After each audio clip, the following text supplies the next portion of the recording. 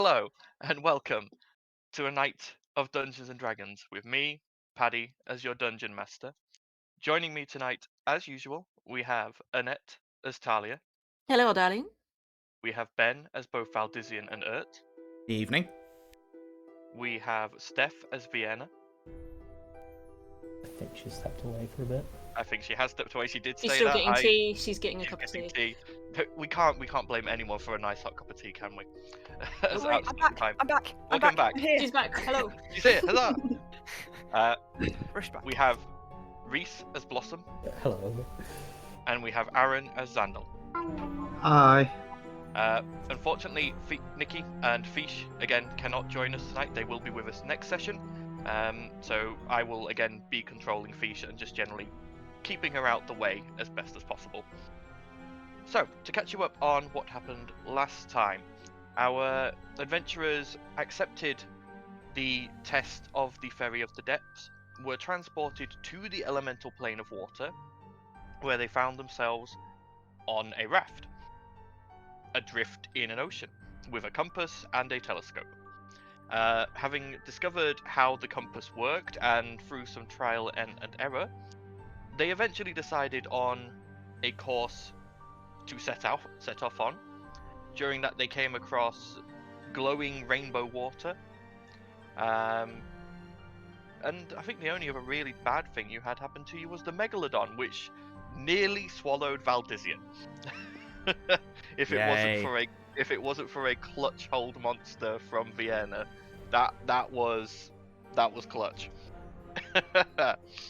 But then they made their way and found themselves at Clifftown, a town built entirely into a 5-mile diameter pillar of stone growing out of this endless ocean.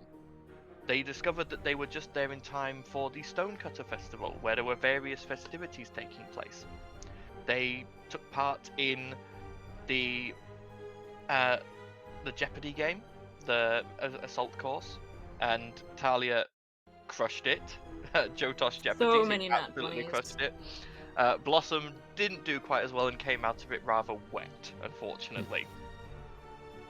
The Valdizian took part in the flying race along with Adomiat, and Adomiat really kind of showed him up, but that's probably because Adomiat doesn't need to, breathe or exert muscle pressure or anything like that. So you can kind of let him off losing to a tiny little hummingbird. And finally, they all took part in a very highly competitive, Talia didn't, but the rest did, in a highly competitive fishing competition, which got a lot more bloodthirsty than I was expecting at points. I'm still annoyed. They then took part in the general feast, spoke with Jotosh himself briefly, and then the spirit appeared and asked them whether they were done with the adventure. When they replied that they were still interested in some of the other places they'd seen, the spirit offered to take them there by its own method of transportation, and they agreed and were taken to this Jade Tower, to gain entrance to which they had to either solve puzzles or offer up their own knowledge. After a few of them did so and entered within, although Blossom, I believe, stayed outside on the jetty by herself. Yep. But the rest found themselves within the ground floor of this tower, with a trapdoor in the ceiling and a trapdoor in the floor. They were presented by the appearance of two sphinxes, a male and a female, who introduced themselves as Yzma and Kronk. Both of them a guardian each of one of the two libraries within this tower. The party decided to try and access the upper library, the Library of Light, and took Yzma's test with varying degrees of success. I believe the only one from you who entered who didn't pass was Valdizian. And at the end of last session, the trapdoor had opened and the ladder had descended to allow you access to the upper library. So, that is where we Oh, rejoin. and I got de-aged, and Xandor got aged back up to his normal age. Yes, yeah. Kronk casts Greater Restoration on you both to reverse the time effect for you. But you are now stood again in this ground floor of the Jaded Library. The ladder being available for those of you who have passed the test to ascend to the upper library. Yzma sat next to it to ensure Val does not attempt to go up. And Kronk's just sat waiting as well. Shall we go and explore then? Let's go. Yes. Are you going to be okay down here, Val? I'm sure nothing bad's going to happen to me. Again. Alright, well, is there anything I'll leave you Hager with him. Okay. want me to look into anything for you? No, it's Is fine. it allowed? Yzma goes, well, I will tell you now, none of the books in the tower may be removed. If you wish to make copies of information, you may. The enchantments on the tower do ensure that only those who have entered and passed my test can read that information. Oh, But if yeah, you want to pass on by word of mouth, I cannot stop you. If there's any information on Tritherian or any relics or anything related to or you think would be of interest, then sure, why not? We shall see. Alright, Okay. let's see what's up there. Yeah, let's go. Let's climb up the ladder. As you climb up the ladder, you come up into a shining. It's almost like it's still jade, but it's a much lighter shade than the previous floor. Almost white, but just with this still green tint, and it's glowing from within. And you can see as you get to the top of the ladder, you're at the edge of this library section, and there is circles of bookcases with walkways between them across this tower. And in the very center is a crystal spiral staircase that just seems to go, if you walk and look up it, it just seems to go up indefinitely, and there is floor after floor after floor of just this repeating library, just more bookcases on each floor. There's small desks that are set up with nice soft cushions, chairs here and there, places effectively to read whilst you are here. Do you ever feel like there's maybe too much information in the world? I mean, there's a lot of people in the world, so there's a lot of information. I mean, you guys will remember as well, this is a repository of Ogma, and Yzma and Kronk did state they don't just take from one world, they travel multiple material planes and collect information from all of them. So there isn't just information from Medora here, there is information from other worlds as well. Be cool. I'm imagining that Fiona's going to turn round and see Xandor just like having a fit because he's just surrounded by knowledge. Probably just drooling. He's looking around already. He's sort of like perusing like all the various books and tomes and scrolls and whatnot. But he's sort of like, the old man would give his right arm for this place. I mean, as you are browsing the books and scrolls, Xandor, you do realize, unlike a normal library, there is no organizational system here. You find like a book on medical knowledge slotted right next to a book about some kind of history of somewhere called Eberron.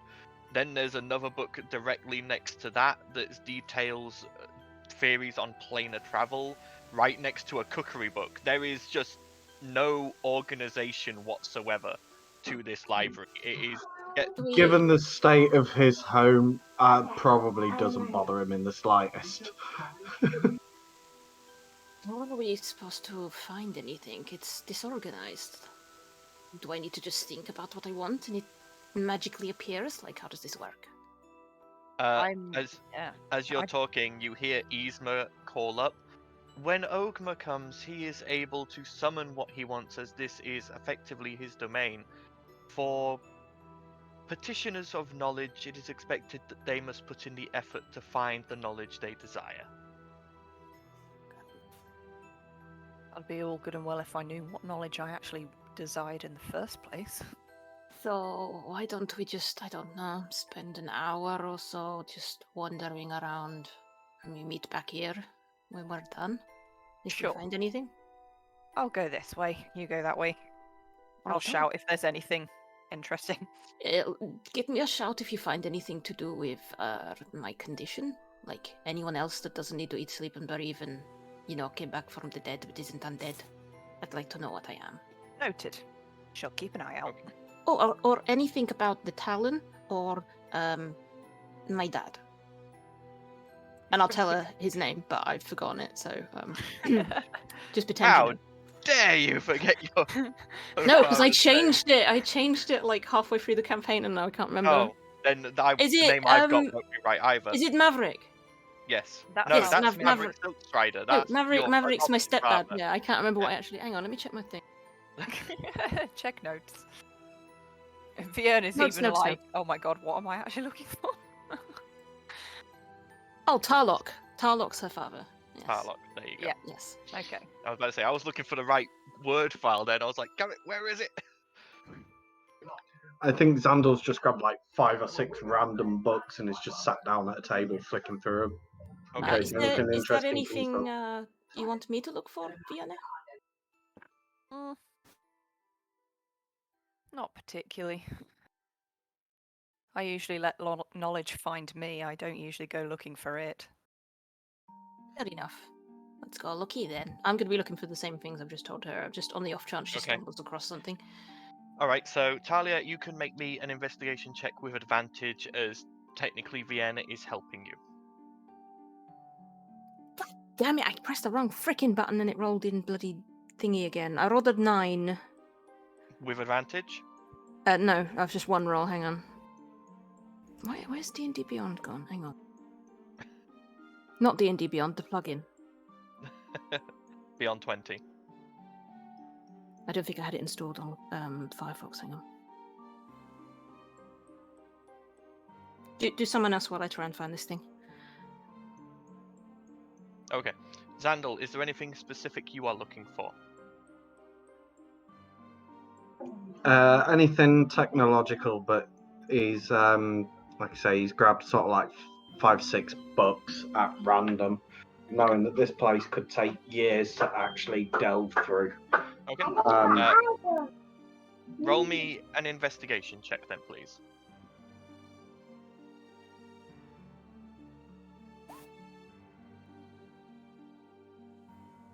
That's my roll for when you're done.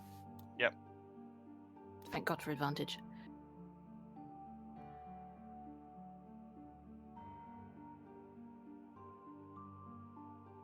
Just waiting for Xandels to come through. Nice. Okay. Aye. So looking through the books here, Xandel, you will soon find one that catches your attention. And it is Treatise on Hexcraft of Eberron. And in it, you start flicking through it and you see technical specifications, equations for things that honestly you would never have thought possible, even with artificing and what you do. You see like wings that allow people to fly with the use of like magical currents. You see what looks like some kind of giant carriage powered by both magic and steam that is hooked up to more carriages and runs along rails. You see giant machines designed to level ground and make it easier to plant and grow. This thing is just filled with knowledge that is way beyond anything you could expect. It's basically a treatise of pretty much anything you could expect to find on the plane of Eberron. I think at this point, Xandel's got what's left of his paper that isn't already being used and is writing as much information as he can down. Yeah, again, bear in mind, this isn't like This isn't like the Eberron for dummies. This is assuming you have a founding in things like Hexcraft. So there is a lot here you're going to have to reverse engineer. You know this is going to be a big project to make something like this, but the ideas themselves are worth it. Yeah. Yeah, definitely. Yeah, he's literally writing as much as he can down, just to Yeah. at least so he's got something to work with. Okay. Talia, with that 23, the first book you come across is titled Investigations on the State of the Reborn, a journal by Uriah Macabre. Ooh. Can I thumb through it, see if there's anything interesting? You thumb through it and it details your condition. The fact that you, it details various people this doctor has come across in his travels through somewhere called the Mists, and details about meeting people who register as undead but are still in. They still have their faculties. They're still conscious. They're still as human as they would be mentally if they were alive. They just no longer need to eat, sleep, breathe, rest, or anything like that.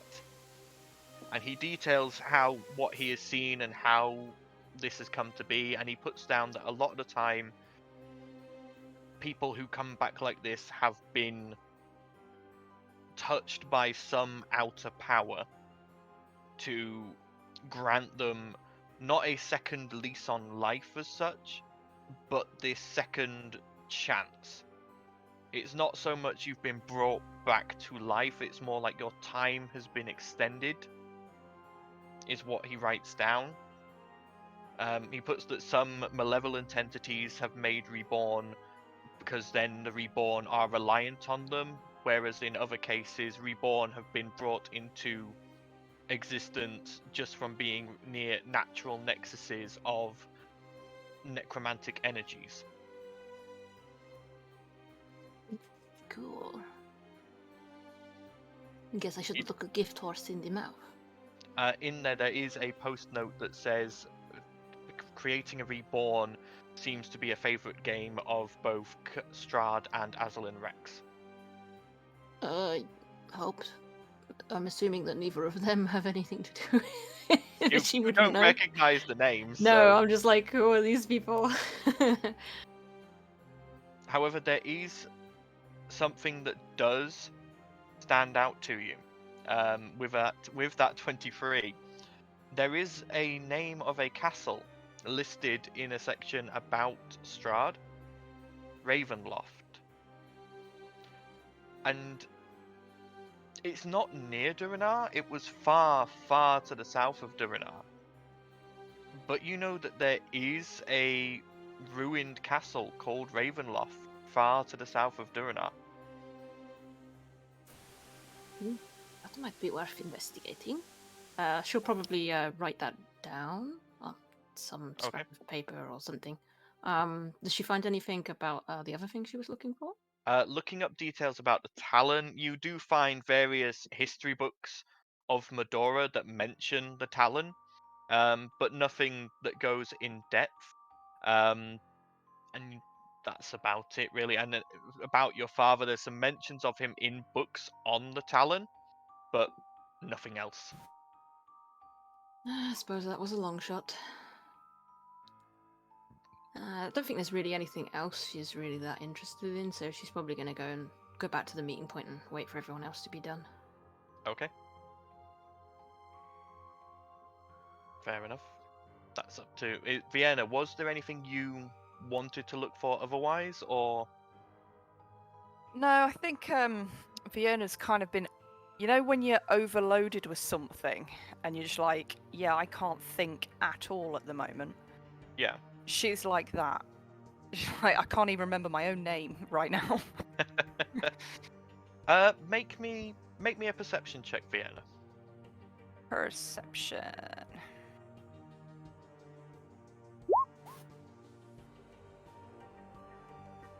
We'll take the 21 as you're not meant to have disadvantage because of the cloak. I need to fix that eventually. a spine near you does catch your eye.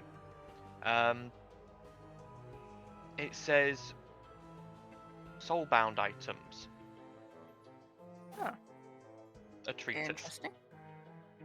She'll pull that out and flick through it. And you open it up and you see it's written by someone named Mordenkainen. And reading through, it talks about finding these items in various planes where deities or beings of greater power, demons, devils, extraplanar entities, have bestowed these items unto a world and then have withdrawn from the world, leaving these nexuses of power behind. And there is a section on the soulbound items of Medora. Okay, she's going to look specifically for the ship. Okay, you find, yep, there is a section on the Ferry of the Depths. And it reads, "No one knows from whence the Ferry of the Depths came from. Some say that it sailed from another world to Medora, and some say that it was made by the gods themselves for a hero. But its origins are lost to history. Appearing as a galley that looks like it has been set at the bottom of the ocean for hundreds of years, the wood warped and green covered in barnacles and seaweed. The sails stained and patched with multiple colours, and a figurehead of a featureless woman grasping a shield and a sword. The ferry itself is sentient, inhabited by a spirit of adventure appearing as a featureless, roguish swashbuckler with a beard and wild hair under a pirate's hat, wearing a long coat and with scars on a muscled chest. The only feature ever seen on the face is an excited grin that lives only to sail and see new places and loves to share new sights and experiences with other people. The ferry is the only soulbound item that shares its bond with multiple users, a crew, rather than an individual, and will not prevent them from forming other bonds with other items."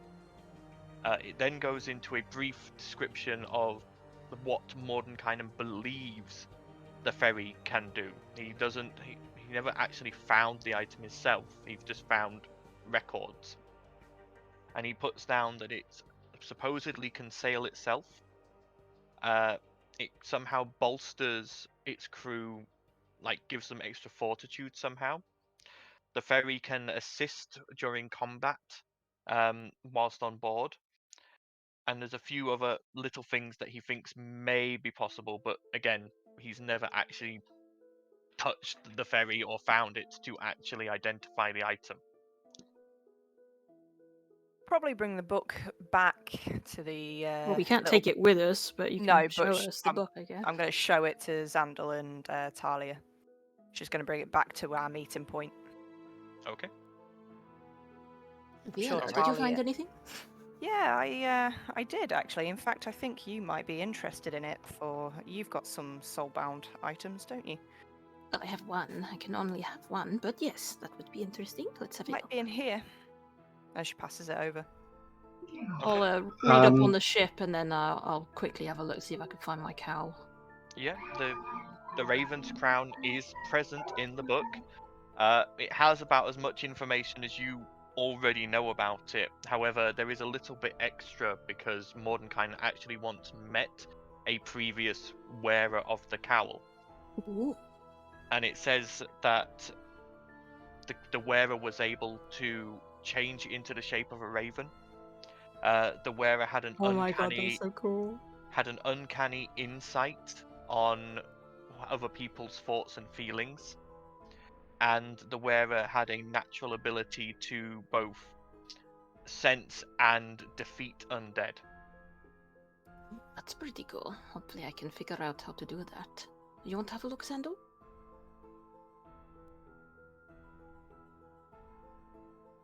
Perhaps in a moment. There's one more thing that I need to look for first.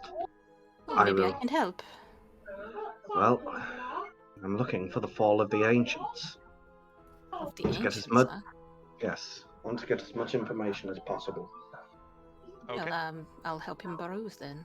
Yep. So advantage Peruse, I mean, investigation check for whoever wants to make the check.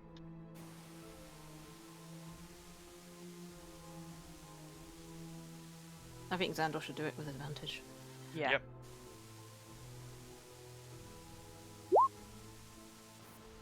Okay. Scouring the bookshelves, and you have to go up and down a few levels. You eventually find it's not a book, it's a scroll. And you unravel it, and it's written in Celestial. Do you speak Celestial, Xandor? No. However, Oh crap! Vienna, The only person who does is I believe Vienna has is eyes it? of the Rune Keeper, I so do. Al she also does. speaks. so she can read any language. So Yeah. if you as you bring it to Vienna and she looks it over, Vienna, you read this is a diary entry from a leader of a city that you don't recognize the name, and the name doesn't really make much sense to you. The name itself is something like Riftada, but again, pronunciation's a bit iffy because it's obviously from a quite different language. Yeah. And it states about how in the end days of the war, we march upon the final bastion of the Aboleth. We hope that this will end this section of the war, but we do not know how the other fronts are faring. If worse comes to the worst, the gods have stated that they will purge most of the continent with the fire and sink it into the sea before retreating and forming the tethers. May Yeah. the gods have mercy upon us, and may we be victorious in battle. Vienna basically reads that out. You don't think it was Vodawoan, do you? Or the predecessor of Vodawoan? Might explain how they knew how to use the cannons, at least. You mean for the warword? Yeah. Yeah, him. Hmm. I don't There's- know. I don't know how old he was. Don't really care either, to be honest. You don't suppose he's still a threat, though, do you?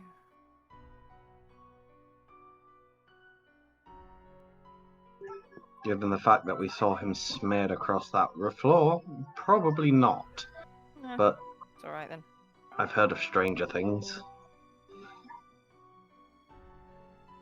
Yeah, well, that's that one. Need me to read anything else?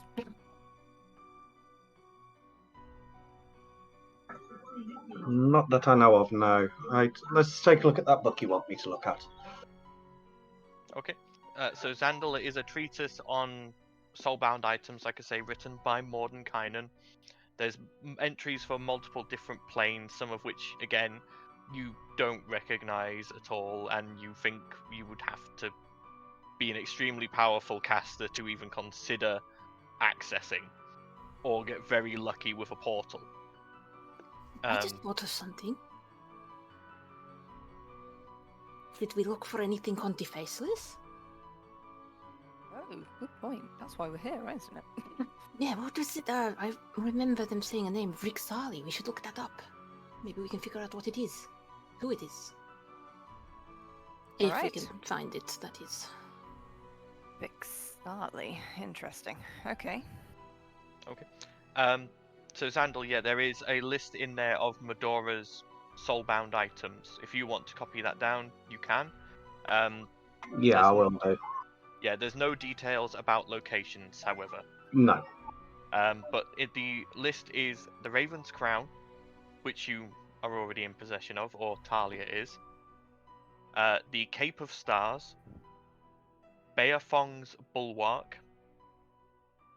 Gerion's Fawn, Moradin's Flame, Winter's Moon, the Amulet of Sorry, Awakening. could you just repeat them again? I'm just trying to write them down. Sorry, I've got Cape of Stars, Raven's Crown.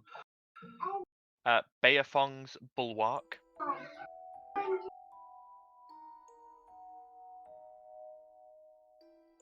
and each of these has a sketch next to them, actually. Beafong's Bulwark looks like a set of plate armor. Cape of Stars obviously looks like a cape. Gerion's Fawn looks like a jagged bone rapier. Moradin's flame is a double-headed battle axe. Winter's moon looks like a rather cruel-looking silver dagger. There's the Amulet of Awakening, which looks like a silver snake's head with emerald eyepieces. There's the Sword of Light, which looks like a golden pommel with angelic figures as the guard, with a shining blade of light coming from it. Demogorgon's Demolisher, which is a pair of hilts attached to each other by a chain, one with a red binding, one with a blue binding, and they both have jagged pieces of metal coming out of the hilts. Mammon's Majestic Satchel, which is a purple satchel with various runes upon it. The Shield of the Sun, which is a golden bronze shield in the shape of a stylized sun. The Tome of Winds, which is a large grimoire-like book, but the covers look like they are made out of clouds.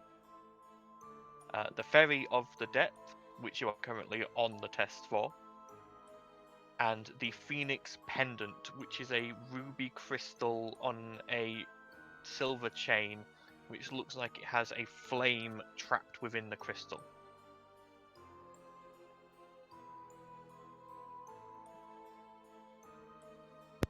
Yeah, Xander will hastily write these down onto a back of like a piece of paper.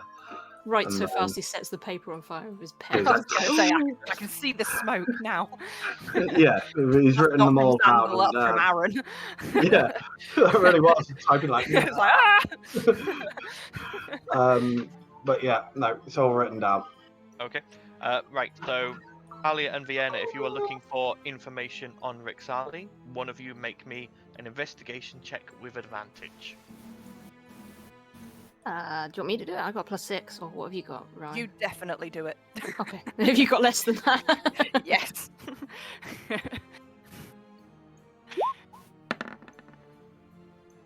Ooh. Ooh, nice. 24.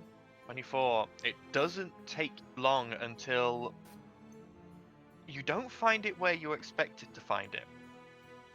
You expected to find information about Rixali in things to do with Medora. However, what you actually find is Adventures in the Abyss, written by a name in sigils that you can't understand. It's obviously a regional dialect of some plane. But Vienna is able to read the actual book itself, and what you eventually find is, again, this book doesn't go into detail. You get the feeling that for actual detail, you would need to access the lower library, as this does detail things on demons. This is just a very brief overview of the different layers of the abyss. And in there, it does state ruling over a desert level of the abyss, rather deep but not as deep as some of the others, is Rixali, the Lady of Shadows and Secrets. And that is all Alright. it says. I mean, I don't really need to read a book to know that she's probably bad news, but at least we know it's a kind of a person, kind of a demon. Good. It's bad news, isn't it? It tells us a lot without saying a lot, personally. I mean, I've kind of seen her. I don't know if I really delved into what happened when I got this cowl, but I may have seen glimpses of things that could be, and yeah, at the rate we're going, we're probably going to meet this bitch. But I hope not. But I don't really know what we could do to stop that from being more probable, and I'm not sure what I can actually discuss without technically interfering and pissing off the Raven Queen. That's alright. All I need to know is she's going to be more of a problem than we want her to be. Yeah, well, hopefully not anytime soon, at least. We've got time. She closes the book. Puts Okay. it away. All right. By the way, whilst this has been going on, Val, you and Fish have just been stood in this antechamber, watching, like, basically just like looking at these two sphinxes as these two sphinxes look at you, and eventually Kronk just goes, "Do you play cards?" Have done.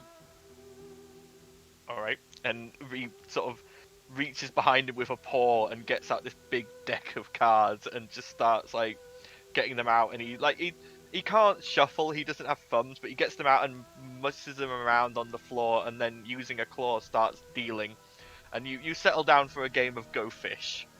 Nice. I'm guessing. Blossom. I'm guessing Fish is very confused when Val screams "Go fish." Yes, she gets up Yeah, to she'll go be and like, then "What the fuck?" back down.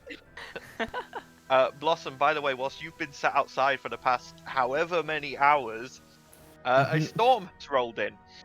Great. You are stood on this jade jetty as rain is pelting down, and you are just, there is no shelter. There is nothing. Oh, Blossom's gonna smell like wet cat for so Oh, long. no. Oh. Right. So are you guys done in the upper library, or is there anything else you want to try and research? I think I've had my fill. I don't think there's just too many possibilities. We'd I think we're done. probably die of old age before we find everything. So. Yeah. Okay. Besides, Blossom and Val are probably bored out of their minds. Yeah. Okay. As you return to the ladder and climb back down, you see this group of 4 beings currently playing Go Fish with giant playing cards. I would say probably Yzma's got the most cards at the moment, just being a little bit more cunning than Kronk. Are you playing a card game, Val? Yeah, What's Had- one? had to pass the time. What? No, I meant Yeah, what game. Oh, Go And- fish. Oh, simple, And I you guess. haven't even taught them our card game. Yeah, The one I exactly. taught you on the ship. I've completely forgotten it. Ugh. I'll be honest. Kronk just raises a paw and goes, "To be perfectly honest, though we collect all this knowledge, we don't particularly have a lot of time to learn card games." That's I mean, it. that seems Ta- fairly reasonable. I imagine quite a lot of people try to get in, right? Or is it really lonely? It's not a lot of people turn up very often, if we're honest. Well, So it's I'd nice like when to someone return does. at some point. Uh, We have Maybe. lots Yep. of fascinating things here. As you say that, he doesn't fully manifest, but you see a face in front of you, the featureless face of the spirit of the ship, who just sort of goes, "Don't you worry, laddie. Once we get the ship up and running, eventually it can come to and fro here whenever you want." And then just disappears in mist again. I don't know about any of That you, sounds but like fun. I am more than ready to get back. I would very much like a nice cold brew in the digging jester. And other things that we want to repeat.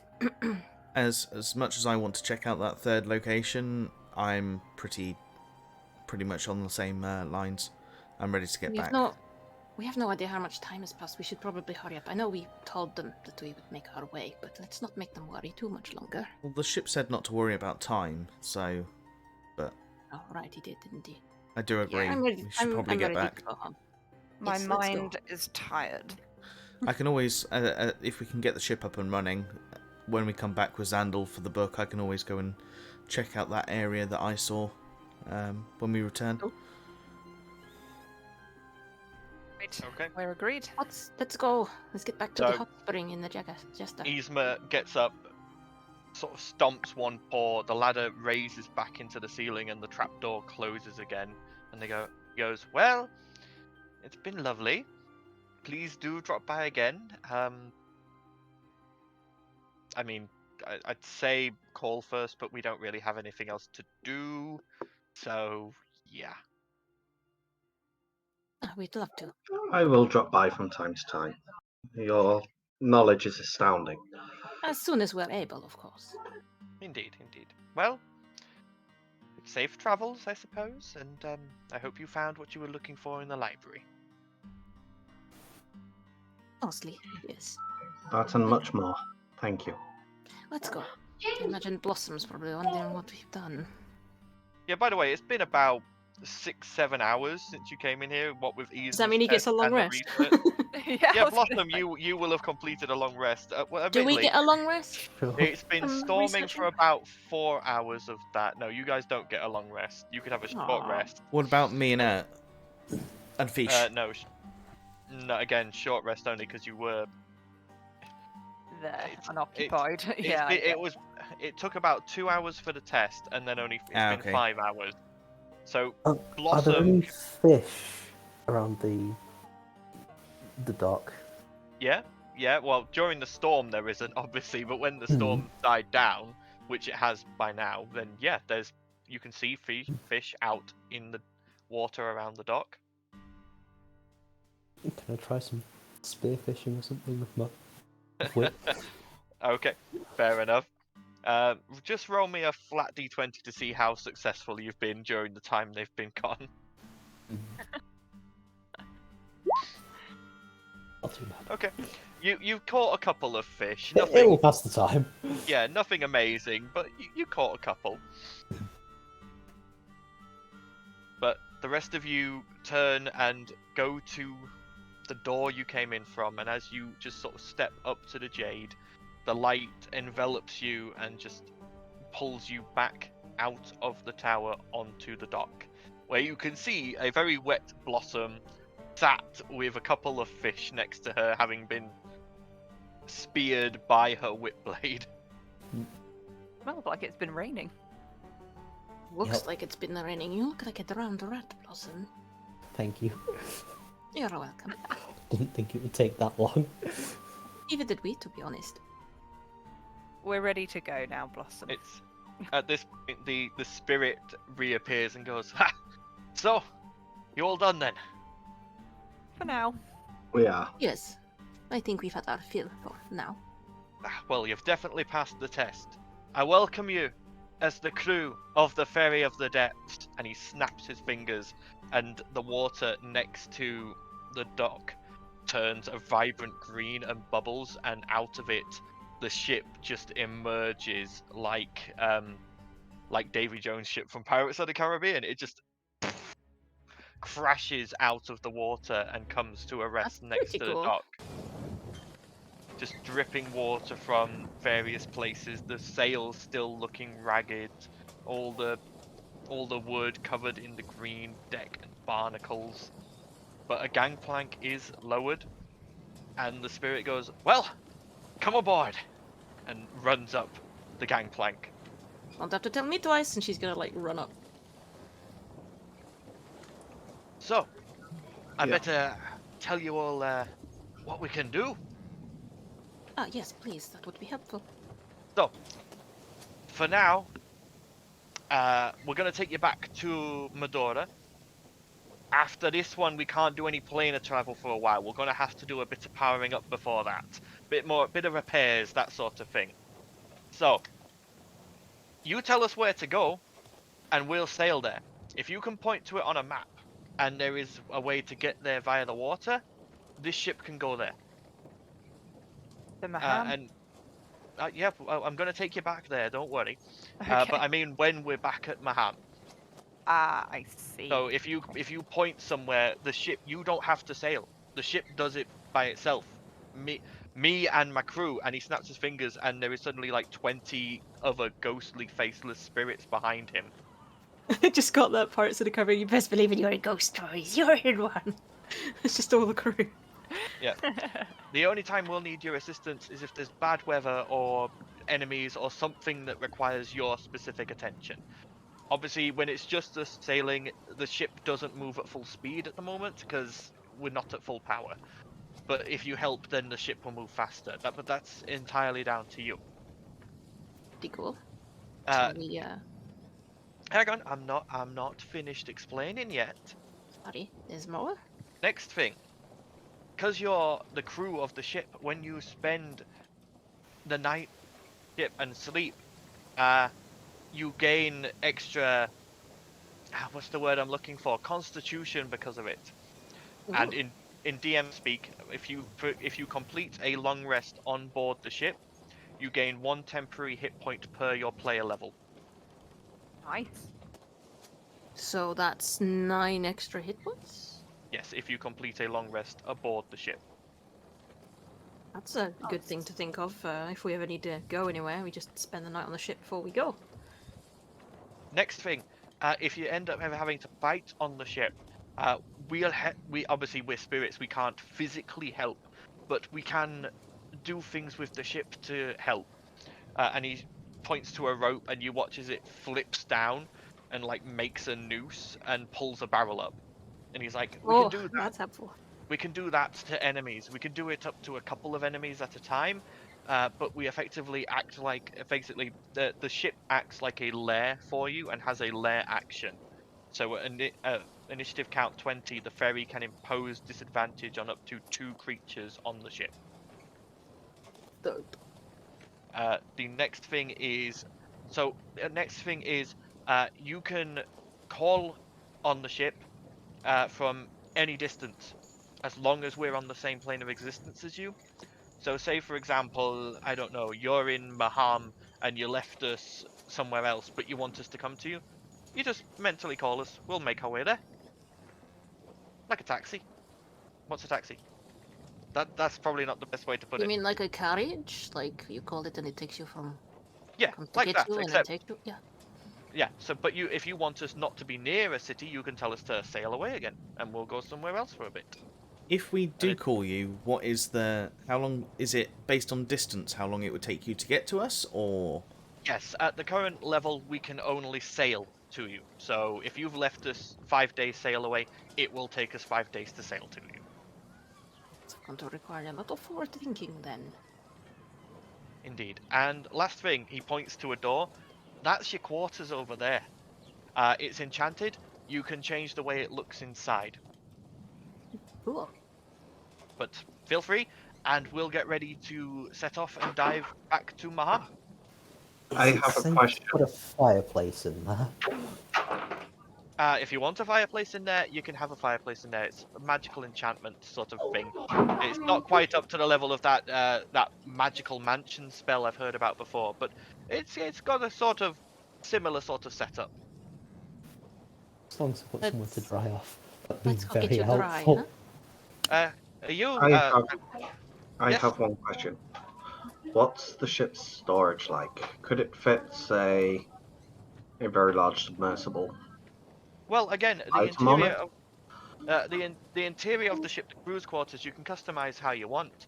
The actual hold, I'd say we could probably hold something like. I think we've done about 40 tons of cargo before. I mean, this is a magic ship. The actual hold space is roughly, I think, 20 foot by 20 foot, maybe a bit more. So it couldn't hold the koala shit, no. It could. It would be able to fit.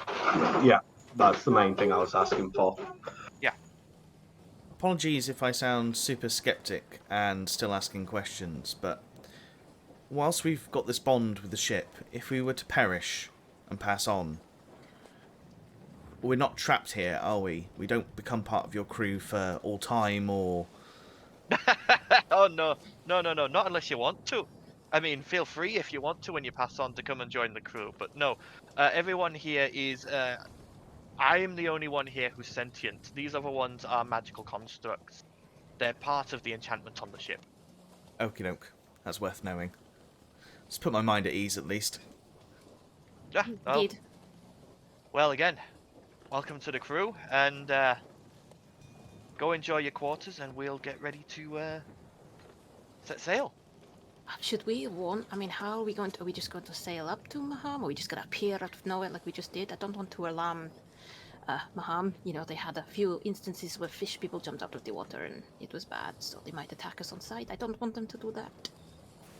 Is it worth I can imagine sending a message? they're she expecting it. Yeah. I mean, we can appear a little way out of Maham. And then We don't- sail in gently so we can warn them. I mean, I suppose Yeah. we could send a message. I was going to say, can I send a message? Checking spell I could enlarge slots. Haga. Well, yeah. God, she's got But yeah, 10 we- spells now. How fast does the ship sail at its current rate? So the ship, if you so it's a galley ship. So it sails at, I believe. Let me just double check my stats. Dum, dum, dum, dum, dum. Just got to get it open. That's not what I wanted. No, that's not it either. Goodness sake. Ah. I Like 40 believe foot or something. it's the same as a normal galley, so it is 4 miles per hour if you guys are crewing it. But obviously 2 miles if you guys just let it sail by itself. Cool. What is that in terms of rounds? So in a round, it can probably unmanned. It can probably move, I would say 30 feet. Manned, it can probably move 50 feet around. Nice. Sure. Awesome. Let's go check out our quarters then, yes? Get Blossom dry and hope she doesn't smell like a wet cat. She already offense. smells like a wet cat. I I mean, don't you know, care. that smell when they dry and then they're like the nasty smell. Okay. As you guys enter into the quarters area, you see it is a set of stairs that lead down, and there is a corridor with 4 doors leading off of it. One you can see leads into what looks like a room with hammocks. One leads into a galley type room with a small kitchen at the end. One leads into sort of a food storage area. And the last one leads into something that could be just a spare room. As you all walk in, you can feel a general link form with your minds. So you can shape this space as you will. You can create up to 2 extra rooms. 6 is the limit, unfortunately, currently. And you can shape these rooms however you want. I want to create a workshop. Yep, the spare room immediately morphs into pretty much exactly an identical copy of your workshop back at your tower, Zandal. Nice. I think I'll just make like a little corner, like my reading corner from my room in the Jigginester. Yeah, okay. Because she ain't gonna need a bed, so. Yeah, that forms in the hammock room. Just a little, like, nice armchair with a small fireplace next to it, crackling merrily. It does Vienna, rough heat. Vienna makes a little training room. Mhm. She makes some training dummies. Yeah, a 5th door appears down the end of the corridor, and there is a training room in there. I think Val is just going to imagine some kind of privacy around the hammocks and like. Yeah, okay. The hammocks suddenly, like, the hammocks vanish, and instead there are cubicles with beds in instead. And each cubicle has like a door that can be closed and locked from the inside. And inside each cubicle there is like shelving for personal effects and a trunk. Cool. It's just going to picture loads and loads of sweets. Nothing Of course she happens. is. Oh. Unfortunately, at this level, it does not provide food. I mean, I was she has a hoping book because we full of had it, linked so- the food stores that it would suddenly change the food, but No, the food stores are there. Like, there is, and obviously it's meant for food. There's no food in it currently. This Yeah, thing's we've got to sat at fill the it. Yeah, this thing's been sat at the bottom of the ocean for God knows how long. Vienna it's gonna. actually, Oh, I'll let you go. I was going to say Vienna's actually looking at the kitchen, going, I kind of miss Balasar in a weird kind of way. Me too. I was just gonna say it's gonna look into the food stores, see that it's empty, and she's just gonna plonk herself down and open her book and grab loads of sweets out of her book. Okay. Fair How long enough. it'll take to get to Maham? It's at that point from above you hear, "Weigh anchor!" And Here you feel already? You feel the ship. Well, no, weigh anchor is lift anchor. Oh, right, sorry. Okay. I've been saying it wrong in in Sea of Thieves for so long. I always say we anchor when I tell them to lower it, not raise it. No, weigh anchor is raising because you are weighing the anchor as you lift it. The Drop more We anchor. you all learned know. something Drop today, anchor. ladies and gentlemen. The more you know, man. The more you know. Clearly, none of us are nautical in the slightest. Indeed. Okay. Paddy, you feel- however, is a sailor through and through. Not really, but okay. But you do feel the ship begin to move, and the spirit appears and goes, "This will probably feel weird the first time." Yeah. And you feel the ship like you were sailing straight, and then the world tilts as you hear the rush of water outside the portholes, and the ship dives down into the water. Oh god! Oh god, we're all gonna die! I actually And then, Can I just say that I have learnt my lesson and Emily is out. Yeah. Em is out, sorry, not Emily. Emily seems inordinately pleased to be on a ship again. And there is, as the ship dives and dives, the spirit just sort of grins and goes, "Here we go." And there is just a flash of green light, and then there is that rushing sensation as you guys see that golden grid fly up towards you again, passing through one of the holes in it and out the other side, and then you hear and light streams back in the portholes as the rooms shake and move a bit as the ship comes to rest on the ocean surface. We should probably call ahead and tell them that we're coming and that our ship looks like a ghost ship, but it's not, and not to kill us. How do we know that they're not all still at the battle area? That is a good point. Should we they send didn't seem Fish like- and Hagar?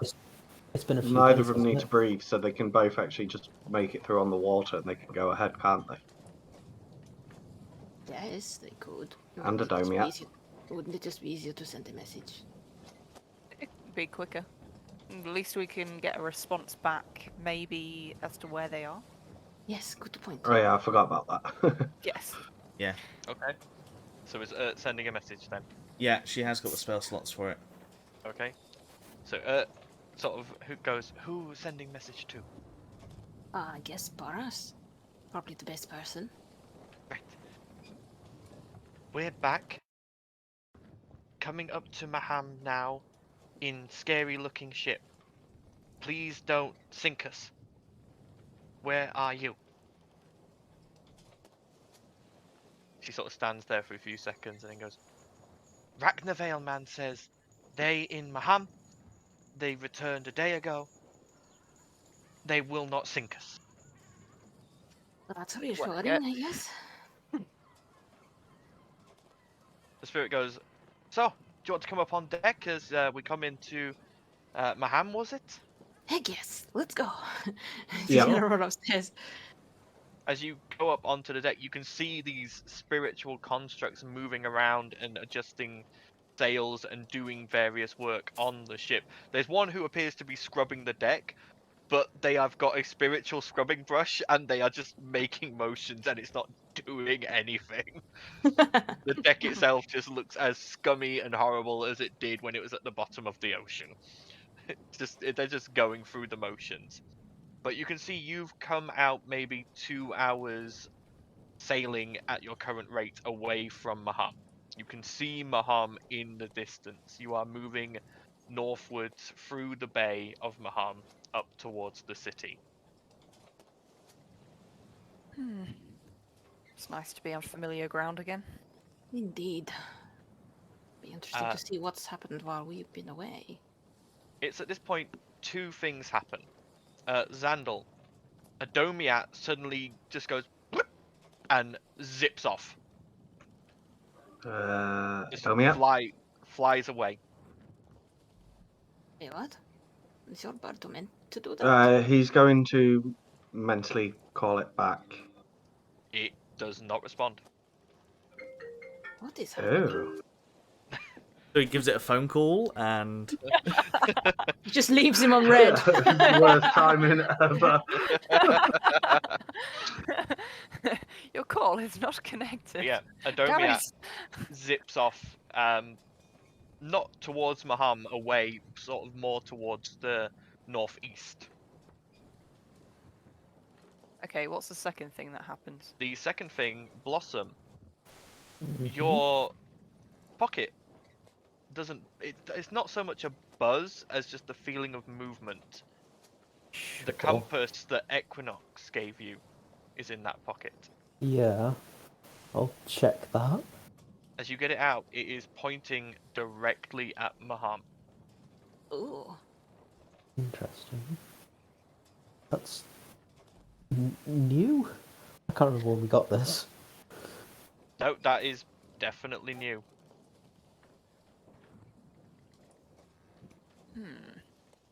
Oh, Xander's on the phone to his missus. Yeah, I'm replying to him now. Okay, cool. I thought you said mistress. Mistress, yes. Liz would be like, oh, she can have him. No. Yeah, Vienna's just kind of Oh, looking at the right. compass going, have they picked something up they shouldn't have? I'm not who sure. knows?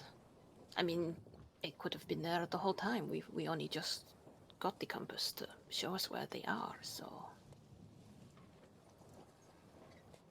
we'll worry about that later. I'm sure it's not going anywhere. Okay, I guess we continue on and hope Adomiat comes back. Mm. Yep, the ship slowly sails into the Sapphire docks, coming up to one of the jetties, and you hear the anchor splash down, and you see the spirit scrambling around, tying off ropes to the dock.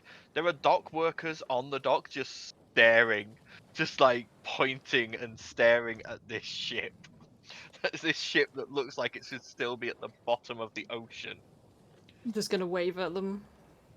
You've got to minute- you've got to give the group its due. They know how to make an entrance. The Yeah, we minute do. the minute some of the dock workers see it's you, Talia, they go, "Oh, it's just them." But It's normal. so It's fine. anticlimactic. but there is sort of a round of applause that starts up and some cheering for you guys returning. Eh. And you do see a guardsman stood at the bottom of the gangplank that has just been lowered by the spirit, and the spirit just goes, "Well, we'll be here. Let us know if there's anything you need, and welcome to the crew again." Thank you. Spirit. thanks. Thank you very much. Oh, we need to give him a name. We can't just call him Spirit. I mean, as a crew, you're welcome to give me a nickname. That's absolutely fine, but it's up to you. What about Bones? No, we can't call him I mean- Bones. He Oh, lifts enough. one of his arms and puts his other arm through it and goes, "No bones, sorry." Uh, Call him Jack. Jack. Should we call him Jack? Forgotten Jack. No, I ain't the captain. No, I'm not the captain. Gibbs. We could call him Gibbs. I mean, again, if that's do you want me to respond to Gibbs from now on? I'll respond to that. I think it should be something we'll think non-Pirates of about the Caribbean. Yeah. All you're right. You lot think on it, and you let me know next time you come back to the ferry. Yeah. Sure. All right. Well, good luck with Mr. Guardman down there. Just make them aware that none of them should really come on board. Obviously, they'll not be able to access anything, and if too many people try and do stuff, I'll just sink the ship and wait for you guys to come back. So, Oh, yes, we'll be sure to warn them. all right. Have a nice day. And him and the crew just vanish in mist. We should probably tell the guardman. Let's go tell him not to let anyone on.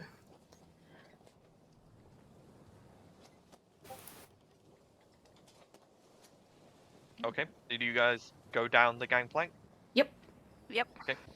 As you reach the bottom of the gangplank, this guard is just sort of staring at the ship and just sort of goes, Well, welcome back, Armatae. Do I need to know anything about this? Yes, our ship. Yeah, Yep. I wouldn't risk Gathered, going on it. gathered that much. Just don't go on it, because it'll sink and you'll drown. Right. Okay. I'll inform the captain, and we'll post a guard on the gangplank. Good. Right. Okay. Um. Yeah. Yeah, I we're mean, really tired. well, you'll have to talk to. I'm assuming Bolas will do something about the dock payments for you. But you'll discuss that with him. Yes. Bolas has summoned you to the Citadel if you are available, please.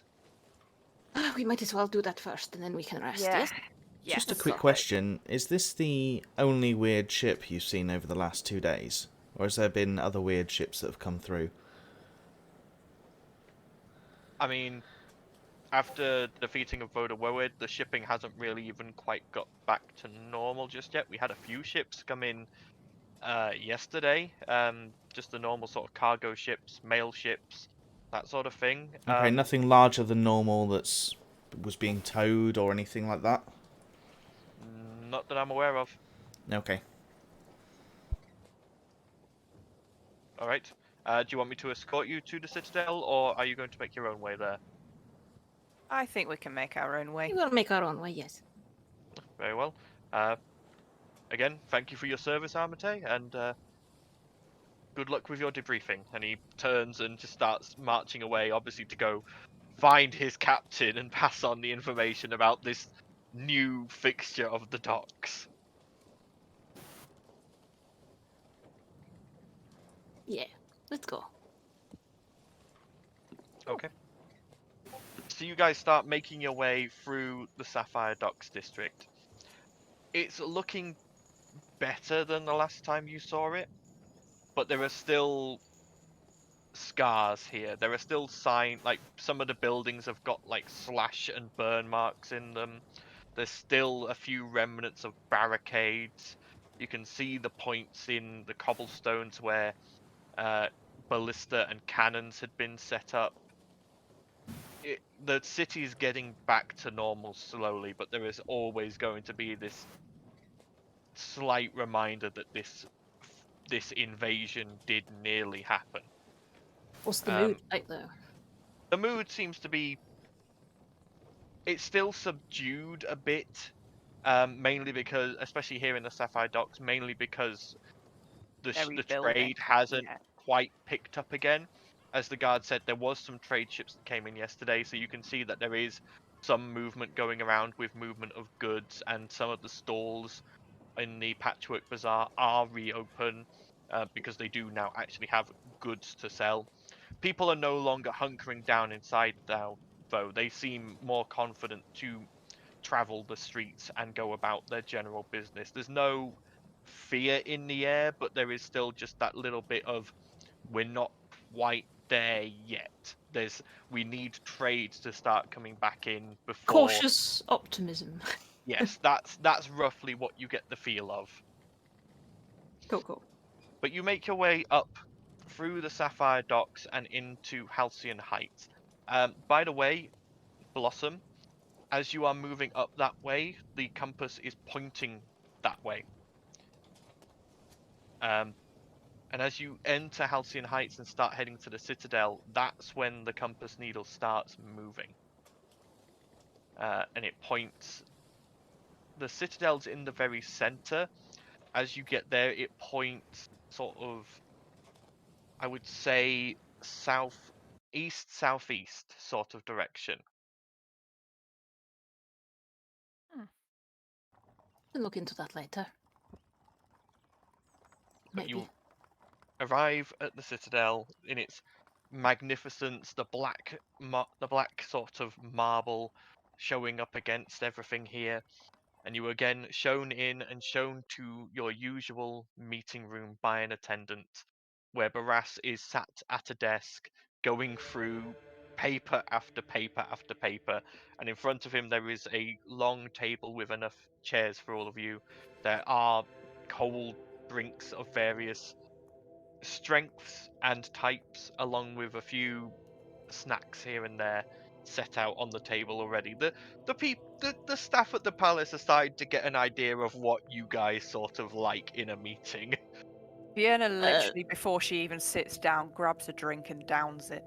Same. The strongest one she could find. Boras just looks up from his paperwork and goes, "So I'm sensing a story here."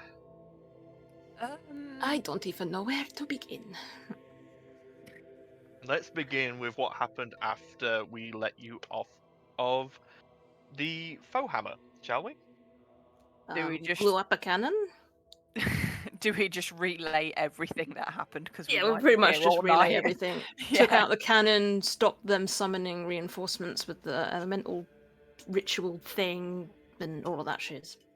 And then we've got to explain the ship, I guess, and Yeah, that too. and then there's the water elemental and then there was Oh, no, this, and then this. yeah. So much. Oh, and don't forget that enslaved dragon that we freed as well. Oh yeah, that too. Yeah. All the things. All And the the dragon that they should probably not go down there because the labyrinth would probably eat them. Oh and yeah, stuff like that's that. Yeah, true. yeah. Him. Boras just sort of sits and listens to it all, getting everyone's input, and eventually goes, "Right. Very well. I will now fill you in on what you have all missed. So, after, I'm assuming at the point you slayed Rhoda Woed, their armies, routed, and either surrendered unconditionally or simply fled to the nearest wall of the split water and fled into the ocean. We have placed strict sanctions upon the citizens of the city itself, allowing them to remain in the city. However, we of the three cities have placed clairvoyance crystals to keep an eye on things and make sure there is no more military buildup. The Coral Forge has been dismantled, and the remaining arcane cannon was confiscated, and we handed that to Ingbrook as part of their spoils of war. Figured they want that. During the time the water was split, Ingbrook also took time to catalogue the remains of the foe smasher. They were apparently unsuccessful in finding any salvageable material. The High Master Brazag did seem rather put out that something was missing from the ship they were expecting to find. I don't have no suppose idea what you that would know be. anything about that. Not at all. I mean, the ship, it was in ruins when we saw it, so it's quite likely that somebody's gone in there before us, and I mean it they was pretty salvaged the ransacked, cannons, so maybe they salvaged something else as well. No. Whoever, one of you leads this, makes me a deception check with an advantage. I Shall got I a do plus it? 3. Who's got? hang on, let's see Okay. what mine is. Hang on. Can't really foresee Val being very deceptive. I've got a +3 as well. I have a +7 on deception, if that helps. Where you go? Where you go? You do the roll. Okay. Go ahead, boss. Roll deception. Really want to lie to Baras, to be honest, but hey, that doesn't matter. Hopefully 21. not. Okay. He sort of gives you all sort of a piercing look and just sort of goes, "Alright, it probably is likely that either Voda Woed or some other scavenger took whatever they were looking for. I'll pass that on."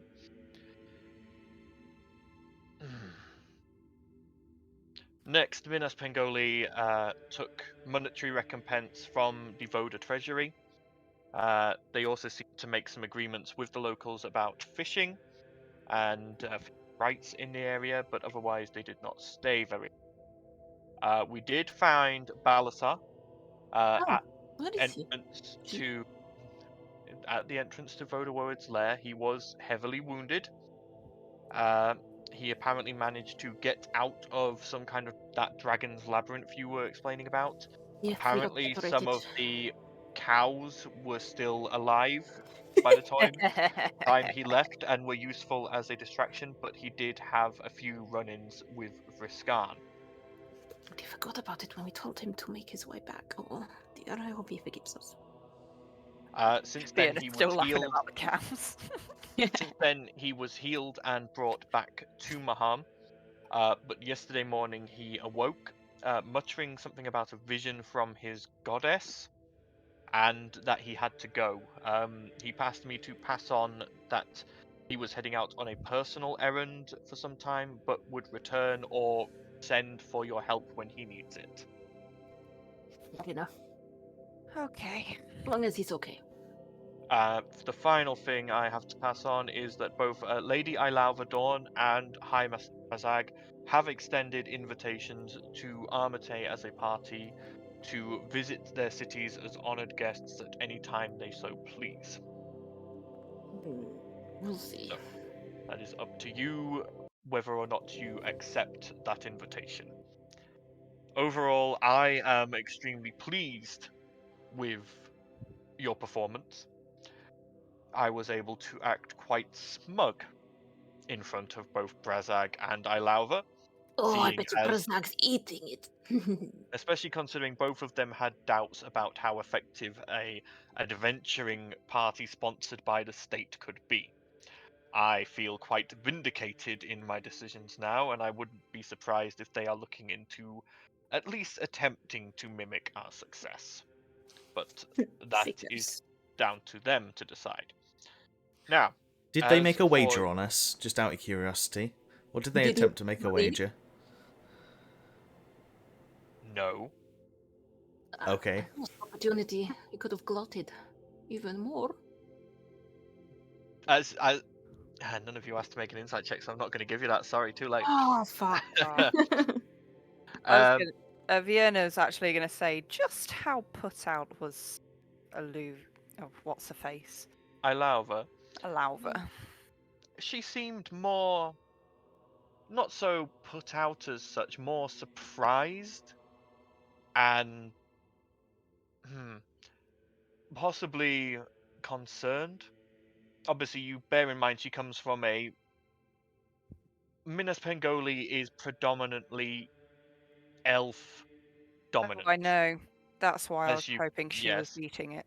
So she would have been looking down on all of you as none of you are elves. The fact that you have surpassed her expectations is probably a little surprising. Good. Ah. I more want to know if you literally just said his name and then I just No, I keep doing the same thing. Brazag. Yeah, Brazag. Brazag. Yeah, the asshole. How angry was he? I wouldn't say. There was probably some deep-seated anger somewhere, and a little bit of frustration in that his troops weren't able to maybe shine as much as he wanted. But I think he was probably more intrigued than angry. You can imagine his face when he saw the foe hammer, at least.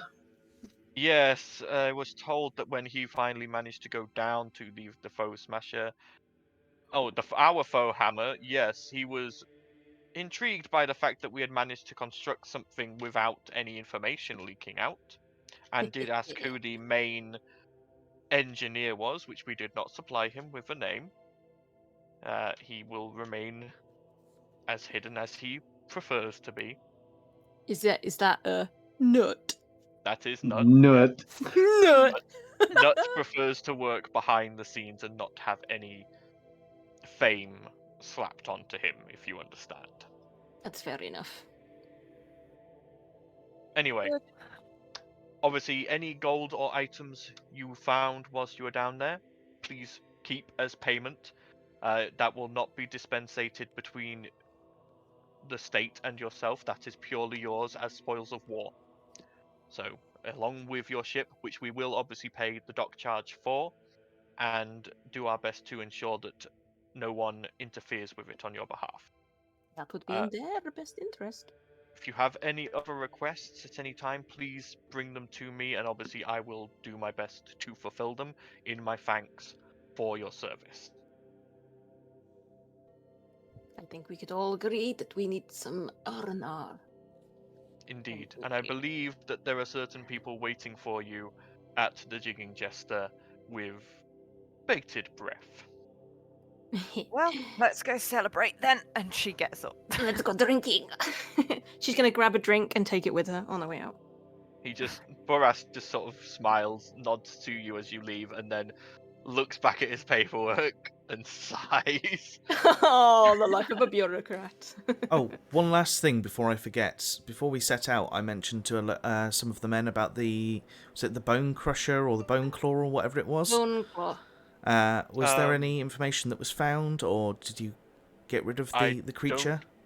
I don't believe you have mentioned this to myself or my guard. I thought I I mentioned it to the I've not heard guards. anything about it. No, you mentioned it too. Gunther. Oh, okay, never mind. Ignore that. I thought I mentioned Very it to well. the guard. Yeah, just drop that bomb and then just leave Boras. Yeah. I trust that if this is something that needs bringing to my attention, it shall be brought to my attention forthwith. Of course. Definitely. Very well. There has been no disturbances that I'm aware of amongst the citizenry, so That's good then. very well. Right, we're going now. Bye. Just leave him with that bombshell. Awkward. It's been so many sessions since I mentioned that I've And we completely literally forgot. discussed it with Yeah, with you Gunther as we mentioned it to left. Gunter. You asked Gunter to research it before you left, and that was it.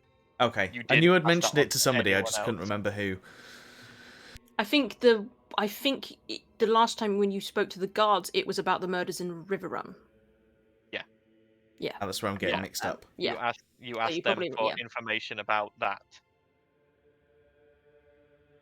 But anyway, let's go. Okay.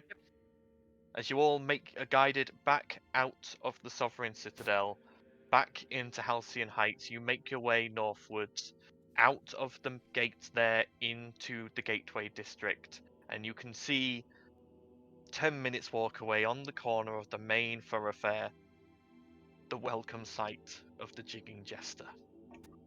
I'll That's a catch you sight for guys sore up in a eyes. bit. I just need to attend to something. Oh, I'll right, be back yes, soon. bird. Sure. Come drink with us later, yeah? Of course. Okay, so Xandal peels off. I'll just handle Xandal separately quickly then. So Oh, Xandal, don't what be is it you're Xandal. wanting to do? I want to go speak to Ragnar Vale.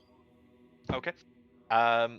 You go to the Arcane Academy and ask for Ragnar Vale, and the person on the door goes, I thought you would have seen him. He's at the Jigging Jester waiting for the party. Well, I've not quite made it there yet. I thought he'd have Everything been... drawing us to the Jigging Jester. I thought he would have been buried nose deep in a book somewhere. Very well. No, he considers himself at least acquaintances with Armatae, and so wanted to be there to help celebrate. Of course. Thank you. You're welcome. He'll catch up with us, I guess. Yeah, I'm gonna go catch up. Yeah, he His little legs. His little legs running along. Yeah, he had to I go don't past need the little Jigging legs to run Jester. along. He had to go past the Jigging Jester to get to the Arcade Academy, so he's now running back. I'm not running. The muscle bodies. I think he'll probably just calculate our route and just wait for us to catch up with him because of his You little guys- legs. You guys, he would have said he was peeling off from you, walked with you to the Oh, Jigging that Jester, awkward moment and when you're then going in the same thing. and then continued onwards to the Arcane Academy about another 10 minutes walk up the main thoroughfare. Oh, okay, so he will be late then, okay. But as the rest of you get to the door to the Jester and open it, you open it to... Way! The Jester is packed. There are people on every table, and up on your personal raised dais, you can see on the table a feast fit for kings. There is a number of kegs that have been set up on your raised area specifically for you. Oh, And you yeah. can see stood there around the table Gunter, Rook, Wilmer, Father Nicholas, Ragnar Vale, and Theodas Quickwinal waiting to welcome you back. The minute Gunter sees you, Talia, he vanishes and reappears from behind you from your shadow and just hugs you and whispers into your ear, "Welcome back. I missed you." I'm glad to be back. I thought I was going to die. Again. I had faith in you, and he hands you the still sealed letter. And she'll just kind of blush furiously, tuck it in her jacket, between her cleavage probably, and then just, yeah. Fiona's kind of looking around and says, "Sorry, you're having another quiet night, Gunter." Oh well. He sort of turns around and goes, "To Armatae, the first round's on the house," and the bar just goes mad. Speaking of Alright. rounds, a drink, please. He A strong grabs you, one. Talia, and drags you into your own shadow, and you appear upon the dais after a brief moment of just like murky darkness. He quickly Oh, sits you in a seat and puts the largest tankard you have ever seen in front of you. It's one of those German like Yeah, it is all Very it is like massive a stein. dive. Yeah. As the rest of you make your way in a more plebeian manner to I get around in the style. to your area, and ascend the stairs to it. The minute gets to the top of the stairs, Wilma body tackles her and starts making out with her on the floor. Talia's just gonna like lean back in a chair, look at them, raise an eyebrow, and then just go back to her drink. With a grin. Yeah, that's what's happening right now. Yeah. Eventually, I'm- they break away from each other and they walk hand in hand to sit at the table, and you all begin to feast on this gorgeous spread before you. There are meats, there are pies, there is sweetmeats, there is pastries, there is various roasted vegetables, there are fruit dishes, there basically anything. The only thing missing currently is seafood because again, the fishing industry hasn't picked back up yet. But basically you get the feeling Gunter has emptied his stock room for this. Well, Vienna just tucks into the food, really. She's starving. I'm just drinking my drink. And elbowing and waggling my eyebrows at her. Is just blushing, which on her sort of bronze complexion, it comes through a sort of like this gold tint on her cheeks. Whereas Wilma seems much less bashful about this. But you all spend time merrymaking, and after about 10 minutes, Xandal walks through the door as well to more renewed cheers and cries and welcomes. Xandal get is over here. not used to this at all. He sort of like just sort of like disappears behind Hagar. Get over here, Xandal, you idiot. Xandal, you are picked up by the crowd and body surfed to the upper area. What are you doing? Put me down! Put me down! As you are deposited, Raknavale is just leant on the railing next to where you were deposited and he goes, "Ah, welcome back." What is Live it- going on here? Has everyone Live in lost the their moment, Xandal. minds? Live in the moment. My dear boy, I don't think you can hide in your tower anymore. You've become a hero. He sort of No, I he's haven't. holding I've a just done a single job. wine. He's holding a single wine goblet, and he goes, "Do you really think after playing around with this lot?" And he jerks his head towards the rest of Armatae. He goes, "You're going to be able to just go back to being a nobody in a tower again."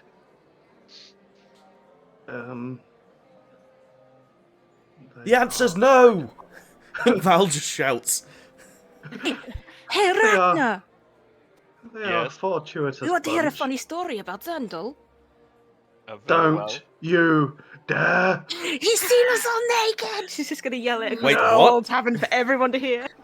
Again, people just cheer and wolf whistle and catcall, and Gunter goes, "Oh, now this is a story I need to hear."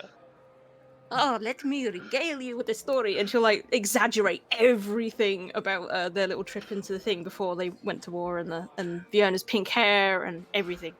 Xandal's is- now essentially trying to climb into the back of Hagar to Rook hide. comes over and gently plucks you out and lifts Hagar at the same time.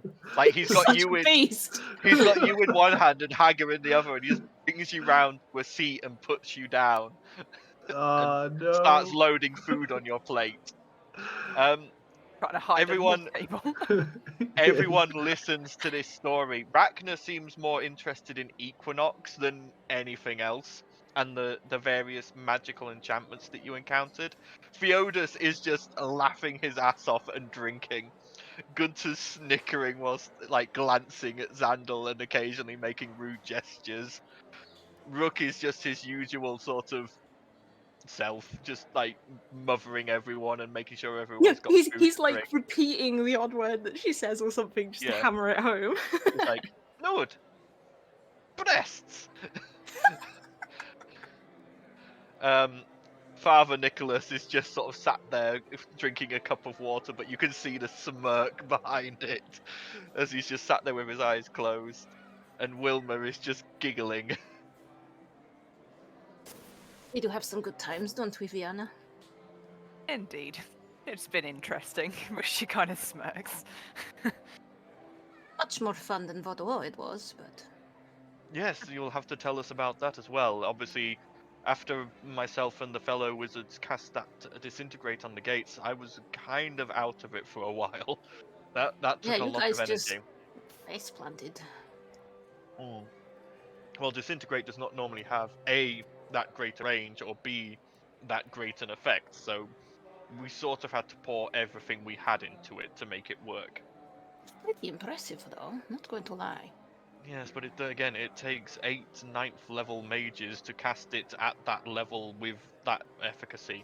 It's a ritual cast, so it takes a while to build up. It's not something you can just pull out in combat, unfortunately. It's like other things in life, right, Gunther? And she'll wag her eyebrows. The Gunter just sort of goes, "Oh, you know, my battering ram doesn't always need that much warming up." It's so obnoxious. It's great. Val just sighs every time he hears like an innuendo, just like. He's almost learning them. It's like, okay, that's... He's so gonna just one's just gonna slip out. Like it's gonna be really funny. Like just in the most inopportune moment, and then Val's just gonna blurt it out and I'll be like, "What? You're rubbing off on me?" And you can take those phrasings as you were.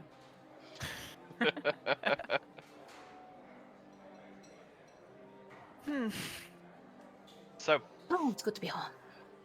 it's good to have you home. But yes, you spend the evening in merrymaking and drinking, which goes on for most of the evening. It goes on into the wee hours of the morning for those of you who wish to stay up for it. And anytime one of you does try to leave, like the crowd is trying to persuade you to stay and just have just one more drink, just one more, I'm gonna be so hungover in the just morning. just one more story. After about like an hour and a half, 2 hours, Val is going to try and sneak away. But he's going to basically grab a bottle of some kind of spirit off the table and go up to the onsen just to soak. Yeah. Okay. Once you make that description to people, they do sort of let you go. Just sort of glad to know that you are still enjoying yourself. Oh, I definitely am. I think Okay. Talia's probably just gonna drag Gunther upstairs. It's been a while. Gunter goes grinning, like not fighting, to wolf whistles and cat calls, and just giving thumbs up to everyone as he is dragged up the stairs. He's like, "Hey!" as he goes up the stairs. He calls out to Rook and goes, "Look, you're closing up. I think I might be a bit tied up soon, or at least I hope." Okay. Anything anyone else wanted to do during this merrymaking? I think it's going to be quite hard for Xandal to even sort of like go do what he normally does, which is just bury himself in his notes.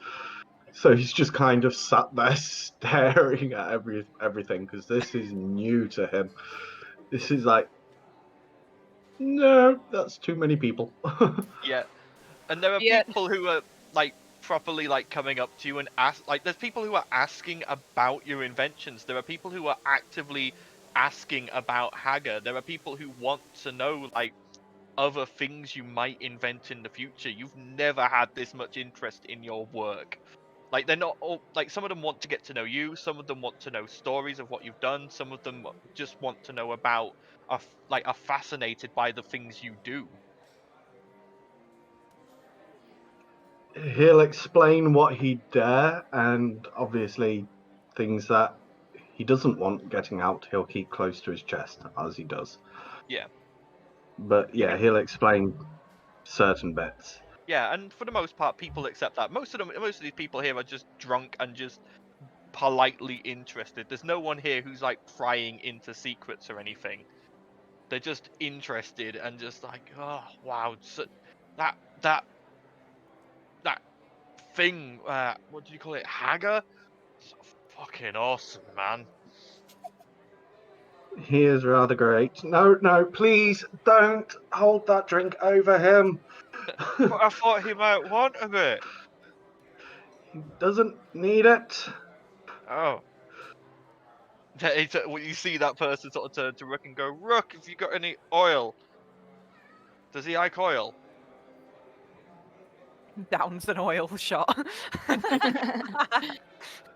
Just people who want to include Hager What? in this What? party, not understanding that what Hager is exactly. Yeah, I imagine Hager's just as confused as Xandal at this point. Hager has politely taken a bottle someone has handed him of oil and is He's just pouring it on holding it. his joints occasionally and just sort of like testing Yeah. for squeaks. What is it? A bottle of oil in one hand, a bottle of vodka in the other hand, just casually holding it. Yeah. Hager has become a table.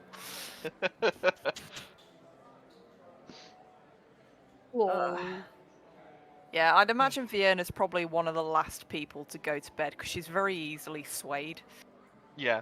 I mean, Vienna, you get pulled into a couple of drinking contests and things during the night, and you have people plying you with questions. You have the odd, how should we put it, uncouth gentleman that you've had to put in their place a few times as well. It's like, know your But- place, man. But a small display of your power quickly quiets a lot of people down and sort of makes them stop pressing their suit, so to speak. Yes. Or encourages them if they like that sort of thing. Vienna's like, no, go away. Be gone, peasant. Some gone, point man-thing. during the evening, Wilma and Ert have also vanished, gone off somewhere together. In fact, if Vienna, make me a perception check. Okay. I'll see if you Perception. notice how they vanish. Oh, no. No. Oh, I've had too many to No. drink. One moment they're there, you turn around, the next moment they're gone, and you're sort of like, oh, okay. Yeah, Wilma's good enchantment. She's probably got like a teleport ring or something. Vienna doesn't care. She's drinking. Okay. But the night eventually comes to a close with Rook picking up various like he ushers the people who can walk out and then goes around and picks up the people who are passed out and gently carries them out and places them in the street face down so they're not going to... You can tell he's done this before. He's got various places, and some people he takes to like the cell rooms downstairs that are meant for people who need to sleep it off and that sort of thing. But he sort of tidies up and stuff, and eventually ushers you all up to your own rooms, or just generally up to your own floor. Ragnar, Theodos, Father Nicholas all bid you farewell, leave in various states of inebriation. Theodos being worse than the other two. Ragnar's able to drink more in moderation, and Father Nicholas, as a holy man, doesn't particularly drink anyway, so he's pretty much alright, but he's smiling and looks like he's had a nice time. But eventually the night draws in, and you all get to settle down for a long rest. Oh, at last. So, the next morning Ah. dawns. Some of you feeling the effects of last night. In fact, probably most of you feeling the effects of last night. And you stumble downstairs in various dribs and drabs, and in Very slowly. various states of dress, depending on how bothered you could feel at the time. To come down to find Rook having prepared a hearty breakfast, plenty of like sort of normal sort of hangover foods like fried bacon, various cheeses, that sort of thing. I think The Talia's probably just sandals gonna lightly stay in bed. tucked up in the back, like in the back of Hager, just like fast asleep in a corner somewhere. Just like, Oh no, like Rook took you upstairs and gave you your own room. There are All spare right, fair rooms enough. on the Armatae floor, and he took you into your own room. All right, cool. Talia's just spread out, not getting out of bed. Gunter is also still there, just asleep with his head on your chest. No. But yes, after breakfast and whatever, or those of you who are still in bed waking up, the day is yours to do as you wish. You have no pressing engagements that you are aware of. You are free to follow your own interests for a while. I think Fiona after. gets some Oh, sorry, go on. I was going to say Fiona gets up, attempts breakfast, slumps on the table, and that's where she's staying for a little while. Rook just keeps bringing you water and gently patting your pink hair. No, Rook, leave me to die. Please. Die. Drink water. Just generally doing the mothering. Just generally like he was one of the main ones getting you to drink last night, but now he's the main one looking after you as well.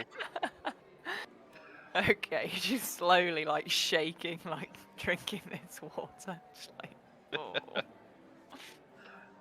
I think at this point, Xandal, who doesn't drink very much, but has had like one hell, so to speak, of a night, it's been quite hectic for him, is probably actually taking in the age-old tradition of second breakfast. Yeah.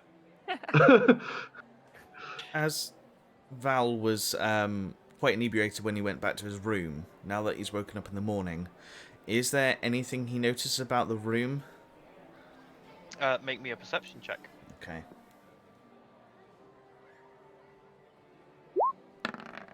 No, he notices nothing.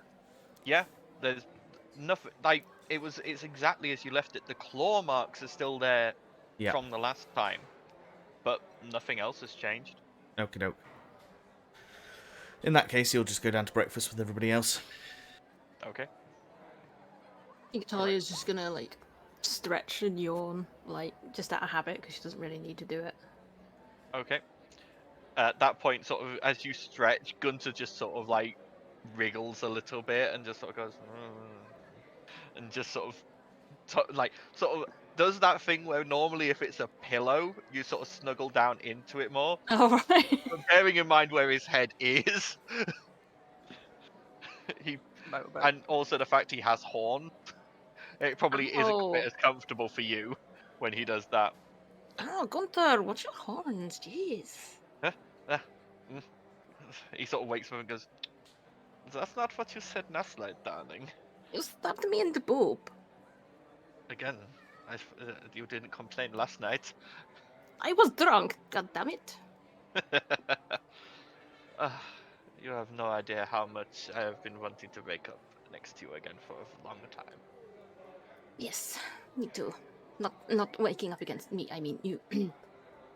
I mean, if there were two of you and you could wake up again against you, you would know how good I think it feels. But I'd be even more happy if I'm perfectly honest. You really think so? I mean, I'm covered in scars. Talia, scars to me just show that you have lived life. Yeah? I mean, am I really alive? You're alive to me, darling. I guess that's all that matters, really. She sort of reaches out and strokes your face and sort of goes, besides, who doesn't have scars? And he sort of, you know that his chest is like muscled and perfect, but you know that his back is just this, there are a few scars on there. Matching scars. Not as many as like you or Val, but there are some. Like they're all meant to for each other. Well, I'm never going to forget saying hello when you walked into my tavern. Let's put it that way. We should probably go downstairs. Still wonder where we are. I suppose. not And I do wonder have where that you are. thing I do have that thing Val asked me about, I suppose. Ugh. Oh, yeah, back to business. Talia, Hmm? why are my pants hanging off the chandelier? What? I was Well, in a hurry. Ah. Well, they'll be going to the tailor's later, and he gets out of bed butt naked and goes to get his clothes. She'll just like collect her chest binding from under the bed. But eventually, Gunter and Talia join at the table downstairs. It's at this point that a dishevelled Ert comes in the front door of the jigging jester. Yeah, Vienna Uh, still doesn't notice. Armor, And where have you been? she was sort of moving across the floor, and she like freezes and sort of looks up and goes,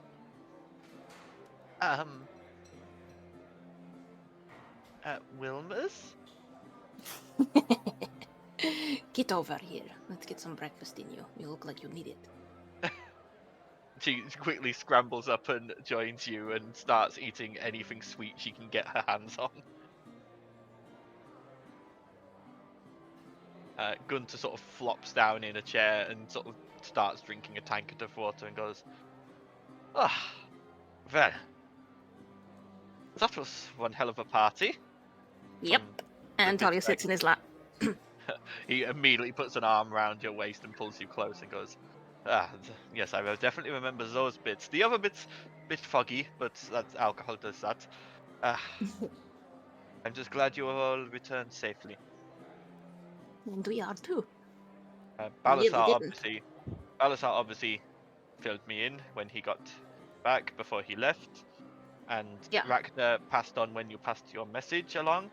Would have been nicer to get that a little earlier, if I'm honest. Especially, he looks at you, Talia. Vent the mirror, and he pulls it out from under the table. Vent blank.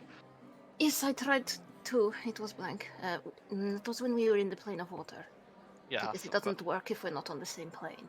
yeah. Well, Ragnar told me that after he got the message, so I was getting close to reading that letter. But again, I had faith. I had faith.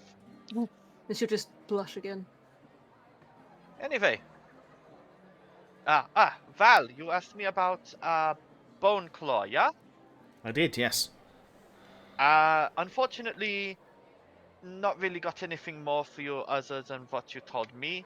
I tried to go to Ogma's study, but they basically that sort of information is kept under, the highest level of clearance. They would not let me look at it. So, unfortunately, nothing more I can do about that. Otherwise, you told me to look out for anything like attacks and that sort of thing. There's been nothing untoward from what I've heard. There's been the usual sort of muggings and stabbings in the Grimhaven slums. One mugging and beating in the Sapphire Docks. That's about it, really. Other than obviously, the massive amounts of invasion that was still happening. Fair point. Yeah, that makes sense. With any luck, it got killed by something or something. Like a water monster. Maybe. Again, I could not say. Possibly.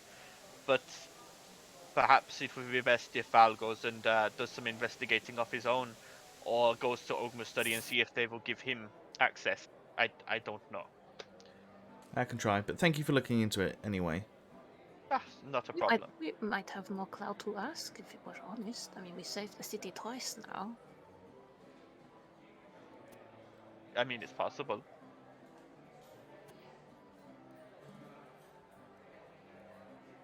But otherwise, is there anything else you guys particularly want to do whilst you got some time off? Anything I can help with?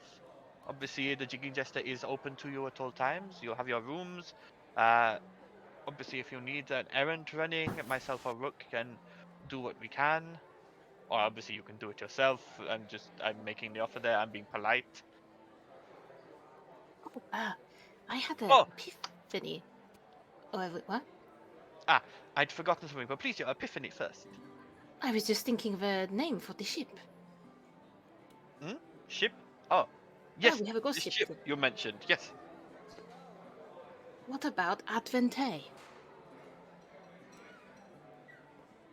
Sounds good to me. Adventure, Armatae. We just say Advente. Got a good ring to it, yeah? Sounds good to me. Sounds pretty good. We should let it know. Well, feel free.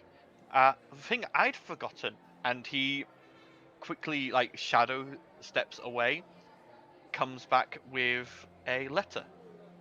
We finally got another letter from Rowan, and puts it on the table. He doesn't hand it to anyone because he knows you're all going to want it. I'll just push it towards Val. Yeah, Val will pick it up and start reading. Okay. Out so loud. I'm going to show it to all of you. There you go. Hey. Zoom in. Yeah, I can't read that. Do you want me Can you to read it? Yeah, yes please. Because I can't resize my window. Alright. Oh, okay. I shall read it then. My dear friends Armatae, I'm writing to you as things have taken a turn in Minas Pingoli. I had been trying to gather information for the Dark Dawn to help save beings from oppression from the elves. But members of the Dark Dawn have been disappearing, and there are talks of strange creatures being seen at night. I fear there is more going on here than just oppression. I only have a small amount of time to write this letter. I apologize that I can't give you more information right now, but I may need to call on you for help. I wish to see you again, Rowan. No, that doesn't sound too good. No, Not at all. That does not. But Well, the whatever letter she needs. The letter ships have only just started coming through again, so obviously this has been delayed by quite some time. There may be another letter or two coming soon, perhaps. We can but hope. Indeed. I mean, I'm if you sure have she's other fine. ways to contact or talk to people, feel free. Obviously, I myself can't really help much in this situation, but I hope she's alright. We now have a ship as well that can take us to where we need to go, and Yeah, if she calls, we can be there very quickly. Well, as kind quick of. as the ship can take us. We Very should well. look into ways to power it up, as it said. Not sure how to do that though. Possibly something to research or talk to someone about. Well, we wanted to go and see if we can get some sway to read up on Boneclaw. Maybe we can look into that too. They might have information. Maybe. Maybe. Guessing that's Probably where we're have going only to go. Probably all only just noticed that Vienna hasn't been paying any attention at all. In fact, she's actually fallen back to sleep in her hand. With like a bit of bacon hanging out of her mouth. Talia's gonna like lean forward and try and balance a tankard on her head. Rook just looks at you disapprovingly. Like, crosses his tree trunk arms over his broad chest and just stares you down the length of his beak. She just sigh and put the tankard on the table. You're no fun, Rook. Good. And he gently just sort of gets a blanket and places it round Vienna and gently moves her head off her hand and puts a sort of folded up tea towel under her face as a pillow on the table. Gunther, maybe we should change Rook's name to Mother Hen. Yeah, well, I've been calling him that a lot anyway. But then again, he takes care of me as well, so I He's kind not of have all to let bad him have then. that one. Yeah. Right, well, Anyway. the world's not ending. What should we do? No. Well, I personally am going to help finish tidying up and then go, do the things I need to do to run this tavern. So, have Want a any nice day, help? Talia. I mean, Offer some help. if you're free, then please feel free. Although I'm sure you'll probably distract me more than help me, but that could be fun too. I'll help. Okay. And he takes your hand and guides you off out the back to sort of start taking inventory and planning what to buy to restock the stock room and the bar. Val's going to go Okay. to whoever that study person was. I keep forgetting her name. Ogma's study. Ogma's Yep. study. See if he can find out any more information on the bone claw. Be right back. I gotta feed the cats. What's everyone else doing? Dying. No, Vienna after a second kip, she starts to feel a little bit better. So she will get dressed and she'll just go have a wander around the town and. Okay. Yeah, For a Sandor's moment. likely slipped out at some point. He's gone to speak to Ragnavale. Okay. Blossom, are The you what? compass, where's that pointing? As you left Halcyon Heights yesterday into the Gateway District, it was still pointing back into Halcyon Heights. Ah, right. Probably should have asked about that. I mean, you're welcome to go for a walk and just sort of find out where it's pointing. Yeah, I'll see if I can get close to it, find out what it is. Okay. Alright, so we'll do this in order then. We'll start with Val. Val, you make your way out of the Jigging Jester, weave your way across the main thoroughfare, where there's now large amounts of carts are coming into the city now that there is no longer this threat of invasion. Trade has started to pick back up much better today than it was the previous few days. So the city is now bustling and moving again. But you weave your way across, skirt around the Grand Arena, around the Raven's Roost, past the Cathedral of Pelor, to the sort of Grecian sort of style columns of Ogma's study. Entering in, you find yourself in this 3-story library with the open central area, with the large central desk, with the sort of library keepers, priests in the dark blue robes, sort of moving around, taking books from place to place. So I'm trying to get some music sorted at the same time. I'll go up to the like reception area that's there, and just greet the person who's there. They sort of are stood currently looking at a book, and it's a human male. Looks like he's probably mid-40s, trim. Looks like he keeps in shape. He sort of looks up and goes, "Yes, you're a member of Armatae, yes, a Valdisian, I believe. That's correct. Yeah.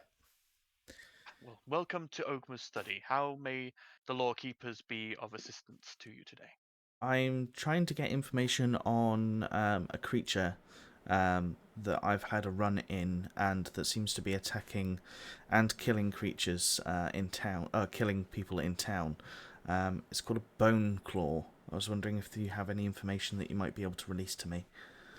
I see. Are you the reason that Gunter fellow was coming in over the past few days? That's correct. Obviously, we had to go away for a few days, and I was trying to kill two birds with one stone, but obviously he got turned away. I see.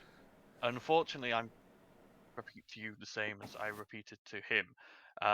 You can access the general knowledge on this floor, but it won't be any more than he was able to access. The full That- information on creatures such as bone claws is at the highest level of access. Only the head priest, librarian Grans Longstride, would be able to give you access to that, and he is not to be bothered unless there is proof of the need of his input, which unfortunately rumors and hearsay, even from one such as yourself, would not rouse him from his study.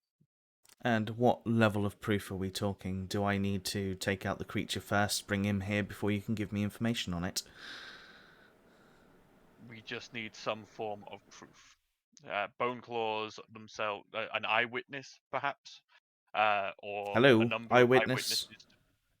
I Yes, saw the bone claw. Indeed. He's scratched marks into my room.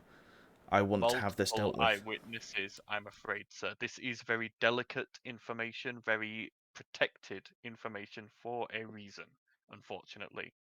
Okay. It is not information we can just distribute to the general public. And aside from the person that you just mentioned, who else may have access, or who else would you be able to distribute that information to? The only other person who would be able to access that information would possibly be Ragnavale, but again, he would have to petition librarian grants to gain access to that information. Understood. Well, thank you for your time. And Val will give a little bit of a bow and go to walk The out. lawkeeper sort of bows back and goes, "May knowledge follow you." And yeah, Val's gonna go down to the slums area. That's probably the next path he's gonna take. Okay. But I know other people are doing things. Okay, so whilst you're traveling, we will move on to Xandal, going to speak to Ragnavale. So, Xandal, you head out of the Jigging Jester, Hagar following you. Your head a little worse for wear, but you make your way across to the Arcane Academy and make your way to one of the entrances that you know of in this MC Escher-esque building that doesn't seem to follow any normal laws of nature. As it should. Yeah, so I'm going to knock on, ask to speak with Ragnavale. Yep, the door forms a face as you knock, and you know the internal gatekeeper is looking through it. They see who it is and goes, "Hi, very well. Sovereign Mage is waiting for you in his office. I trust you know the way." I do indeed. Thank you. The door just sort of, like, in typical wizard fashion, the door doesn't just open, it sort of just shimmers into like this mist which you know you can walk through. Yeah, which he does. Yeah. And Just you begins are making his way to the office. Yep. And again, it's one of the most weird roundabout routes. It's one of those things, you can tell the original architects of this building were just a lot of the time just having fun, and you can tell there's times where students over the years have made shortcuts, and there's been portals put in, and various experiments have gone wrong and twisted like space and all that sort of things. There's times where you're walking up a set of stairs upside down, and you're going down, but you know you're actually heading up. And there's times where you'll step through a door which, for all intents and purposes, should open into a room inside the building, but you end up on a balcony outside. But eventually you find your way to the outside door of Ragnavale's office. Gotta watch out for the stairs. They change. Yeah. I knock on the door. Enter. I do. Yeah. Ragnavale. For all the magic here, Ragnavale's door is actually just a regular door. Yeah. And as you enter, Ragnavale's office is, though mystical in appearance, it's definitely not up to the same level as some wizards' offices you've been in before. Like, there's no like ridiculous over-the-top stuff in here. Everything is quite severe. The only magical things in here are things that he needs for day-to-day usage. There is a couple of bookcases, but they have got like they're like armoire bookcases, so there's closed doors in front of them, and everything's just nice and neat. Everything's done in greens. There's a couple of potted plants. It feels very much like a civilized elf's office. Yeah. There's that touch of nature that makes him feel at home, but the rest of it is just, I'm here to do a job sort of thing. See, you've still not got Boogan's office then. No, I don't think anyone will ever get Boogan's office after he put that curse on it. Oh. Strange man that he was. Of course. How can I help you today, Xandal? I thought you'd... didn't expect you quite this early. Well, there's just a couple of things I need to talk about more than anything.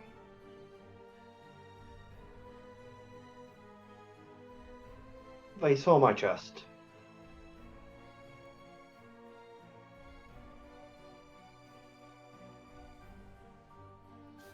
Silence. Oh, there we go. Oh, I'm back. Huzzah! sorry. Hi. There we go. Sorry about that. My connection apparently decided to play Oh, silly no. buggers. What was the last thing you heard from me? Nothing. Ah. He said they saw my chest and then silence. Yeah, it was just like pure silence, which is probably an apt response, actually. I didn't. So Ragnar had said that no one's ever going to get Buggin's office because of the curse on it. Yeah, we heard that bit. Yeah, leant forward and asked and said, "What do you want?" He didn't expect you quite this early, Yeah. and so you said, Yeah, I said, yeah, I just wanted to speak, and then he just came out with, they saw my chest. "Ah, that." Yes. And I'm still. they didn't seem bothered by it. They've probably seen crazier things, but still. You watch as Ragnar just closes the book that was in front of him and just sort of leans back in his chair. Just sort of goes, "Yes, well,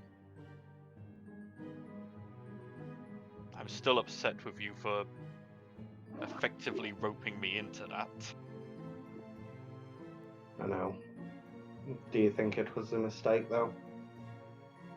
I think it possibly could have been done with a bit more research first and some peer groups.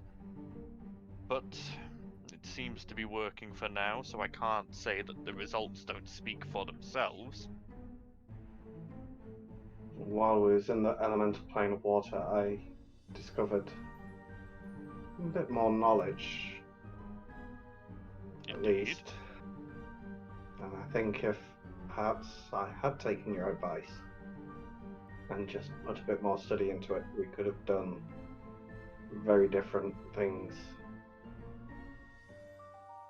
Ah. So you're finally willing to start listening, are you? I always said that one of your main problems, young Xandal, is that you are far too headstrong. Well, rush people are into always things. so backwards. Indeed, but without going backwards, you sometimes can't go forwards. Yes. And speaking of going backwards, I have a feeling gonna have to go see him. I see. He still sends me letters, you know, trying to get me to persuade you to return and go back to what he calls your actual studies. He wanted me to be a transmutation wizard for his own gain. I feel like my academic nature is better suited to the sciences. It could do better for the lands. Instead, he's got my brother on a twisted clerical journey. My sister, well, I imagine she's nothing more than a paycheck to him. I'm afraid I cannot particularly make assumptions or observations on things that I only know of through hearsay and rumor. Again, as you know, though I have met your father through various functions, he does not exactly travel in the same circles as I. He's a sort. I imagine him and Lady Naxter get on quite well. From what I have heard, she had been invited to your father's manor a few times in the past, yes. But again, so has Theodus. And you know that he is at least a good sort. Yes. So do you know what the state of the lands is there? I haven't been in so long. I am afraid I do not. During this whole business Obviously, my attention has been focused primarily on the city and to the seas.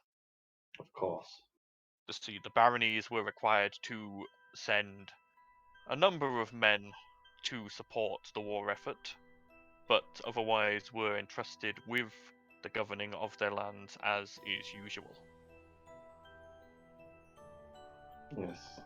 I am sure Barras will possibly be running a census soon and doing the usual thing of a newly crowned emperor and making some form of tour or something of the ilk. I know that there has been talk of the usual sending of the nobles from other cities to meet him coming up. You know the type. Yes, they like to stick their fingers in everyone's bowls. They really. Yes. It's rather annoying, but can't really do much about it at the end of the day, can we? Not at all. Ah, this is one big, crazy past couple of months. Indeed. You could say that, I suppose. Oh, your friend, the Dragonborn, Yes. Valdizian. Yes. If I have understood some of his proclivities correctly, he is not a fan of, how shall we say, certain cultural ideals. Am I correct? Honestly, audience.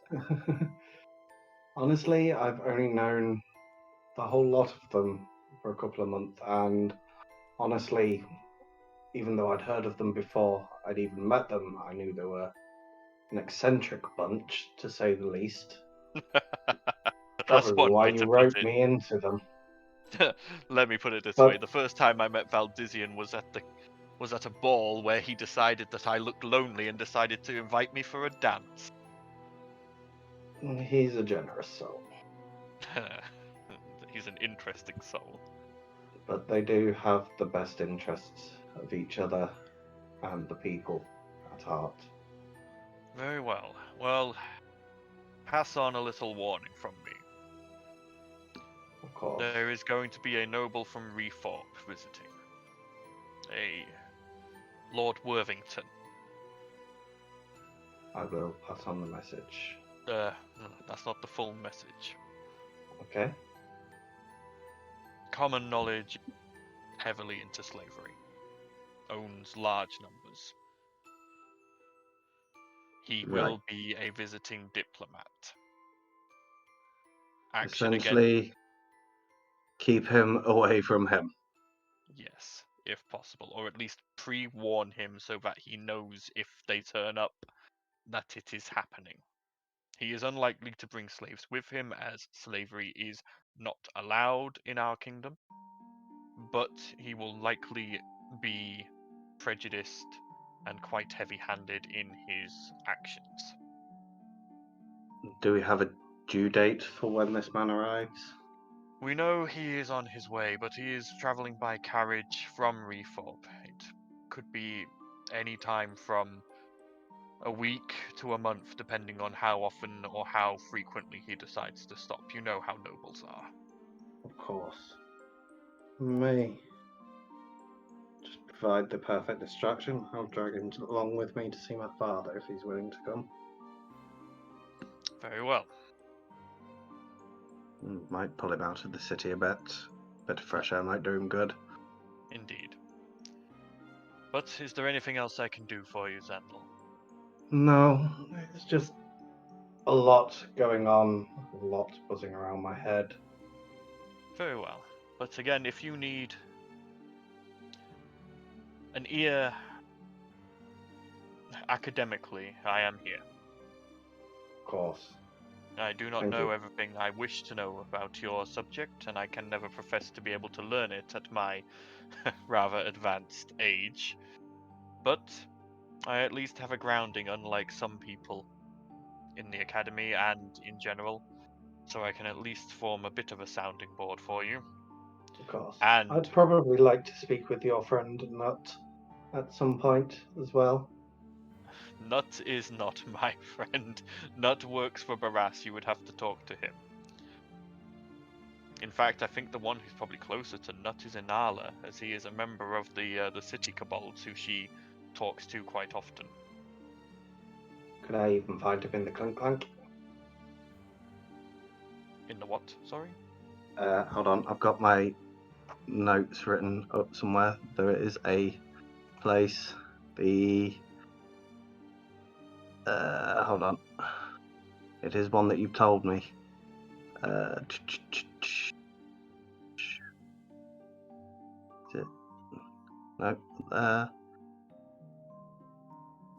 No troubles. No troubles. All the no troubles. Notes. Yeah, there's the Clink Clank Alchemy Guild. Ah, yes, he would be part of. Well, Jinklank, Inala Jinklank is the head of the Oh, Alchemy Guild. She, Yeah. I did. There was a lot of notes to take all in one go, so. like I will say, I don't change that. believe Nut himself is a member of the Alchemist Guild, but as I said, the city kobolds who live in the sewers beneath Maham, their main beneficiary in a way and employer is Inala. Okay. I will attempt to track them down at some point. Very well. Thank you Well, for your time. thank you for coming to see me. And if you ever get any crazy ideas, please come and speak to me first so I can at least levy some level of common sense on them this time. I have thousands of crazy ideas. All the time. Exactly. I just You'll hope know one of about them when they doesn't- happen. Yes, I just hope one doesn't level the city someday. We'll see. That does not inspire as you close the door behind you. All about leaving them NPCs on bombshells and then just leaving them, and they're like, wait, what? The thing is, Xandal essentially treats Ragnarvale like, essentially like a stepdad. So he just wind him up any opportunity he can. Okay. So as Xandal makes its way back out of the Arcane Academy, Blossom, you head down into Halcyon Heights. And the compass eventually leads you to the southeast section of that district, the bit that just about borders onto the wall to Grimhaven. The gate here had been originally blocked off and closed with a ditch dug outside it, and they poured boiling tar down into it on a daily thing under Emperor Astar. Since Barras has taken over, that has all been cleaned up and the gate is now left open. It's still manned quite considerably and sort of malcontents are not allowed in, but it's better than it was. But the compass brings you to, eventually you sort of figure out it's bringing you to a manor house. Quite a large one with a decent amount of grounds in this section of Halcyon Heights. And as you walk around the outside of it, the compass is pointing unerringly towards this house. Sure. A manor house just being a mansion. Yeah, effectively, it's like in Halcyon Heights. There's a couple of different types. There's like the townhouses where sort of high-end merchants and minor nobles live, and then there's these mansions with large sort of roaming grounds where sort of like the very well-to-do nobles live. It was just when you said manor house, for some reason I thought M-A-N-A, manor. No, manor house is in M-A-N-O-R. Yeah, makes sense. Just confused me for a second. Well, would I know who lives there? Is it? I mean, you can't see anything that identifies the estate and who lives there. You know, you would know from a few times in the past where you have passed through high-end places like this on your travels.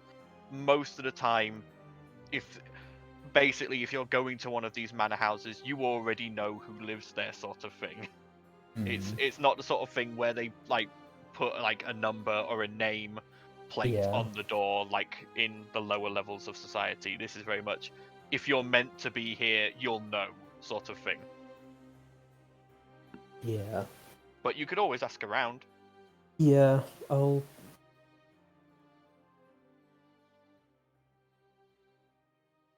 Just break in.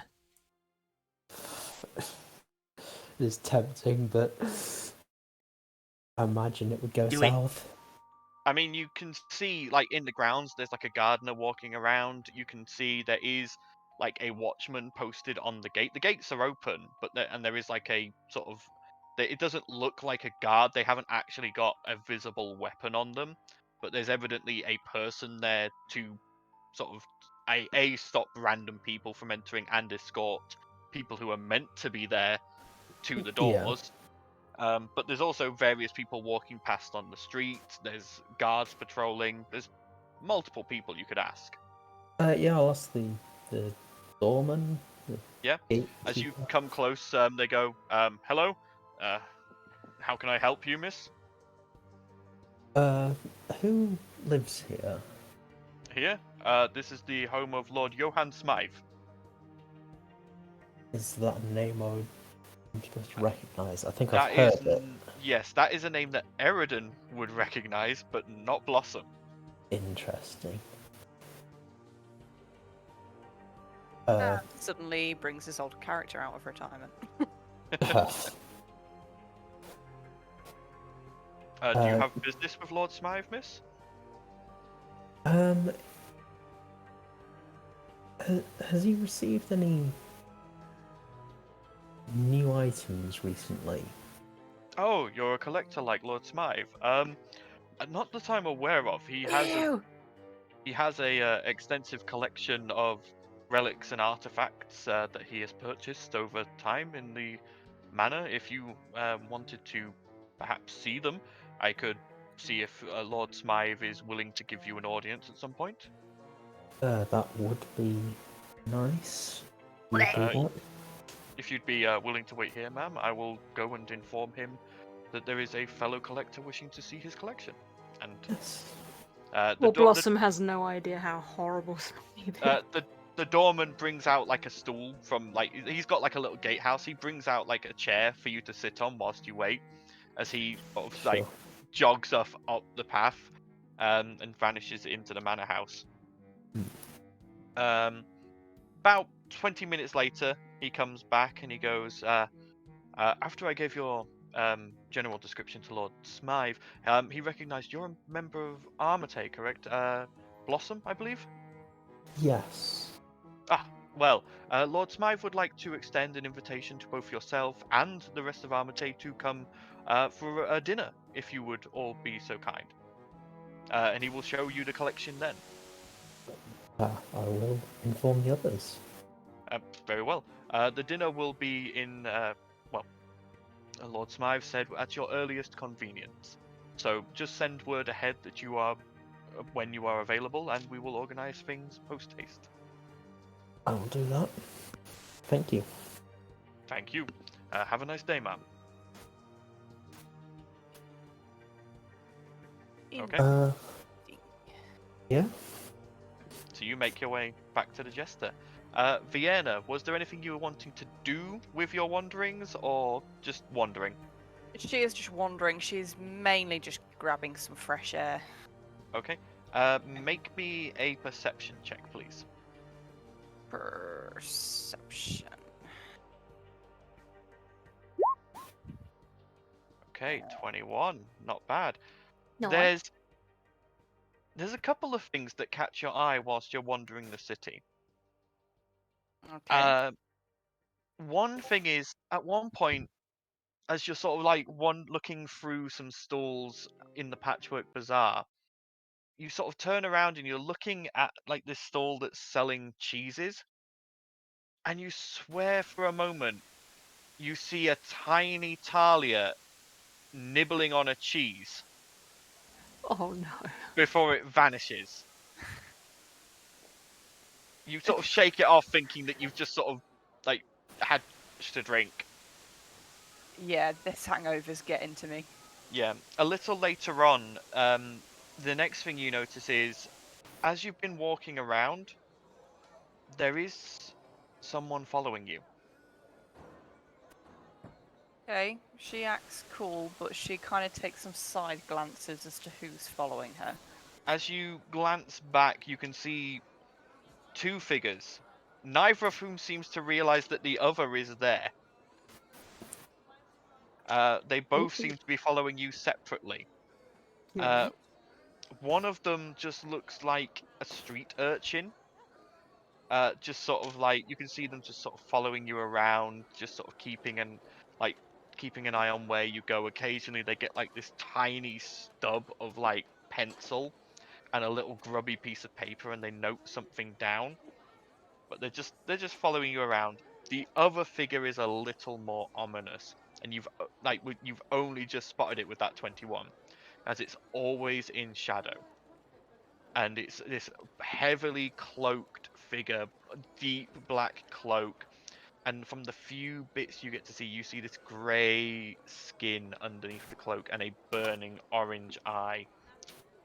But Shit. otherwise, they don't come any closer, and eventually when you return to the jester, as you go in, they both peel off and leave. So I would Uh-oh, spaghetti. assume that the dark figure is going to be a fellow drow, right? The coloration was not right. Oh, okay. There are no grey drow. That is not a common drow coloring. Like, when I say grey, I mean like ashen grey. Oh, right, okay.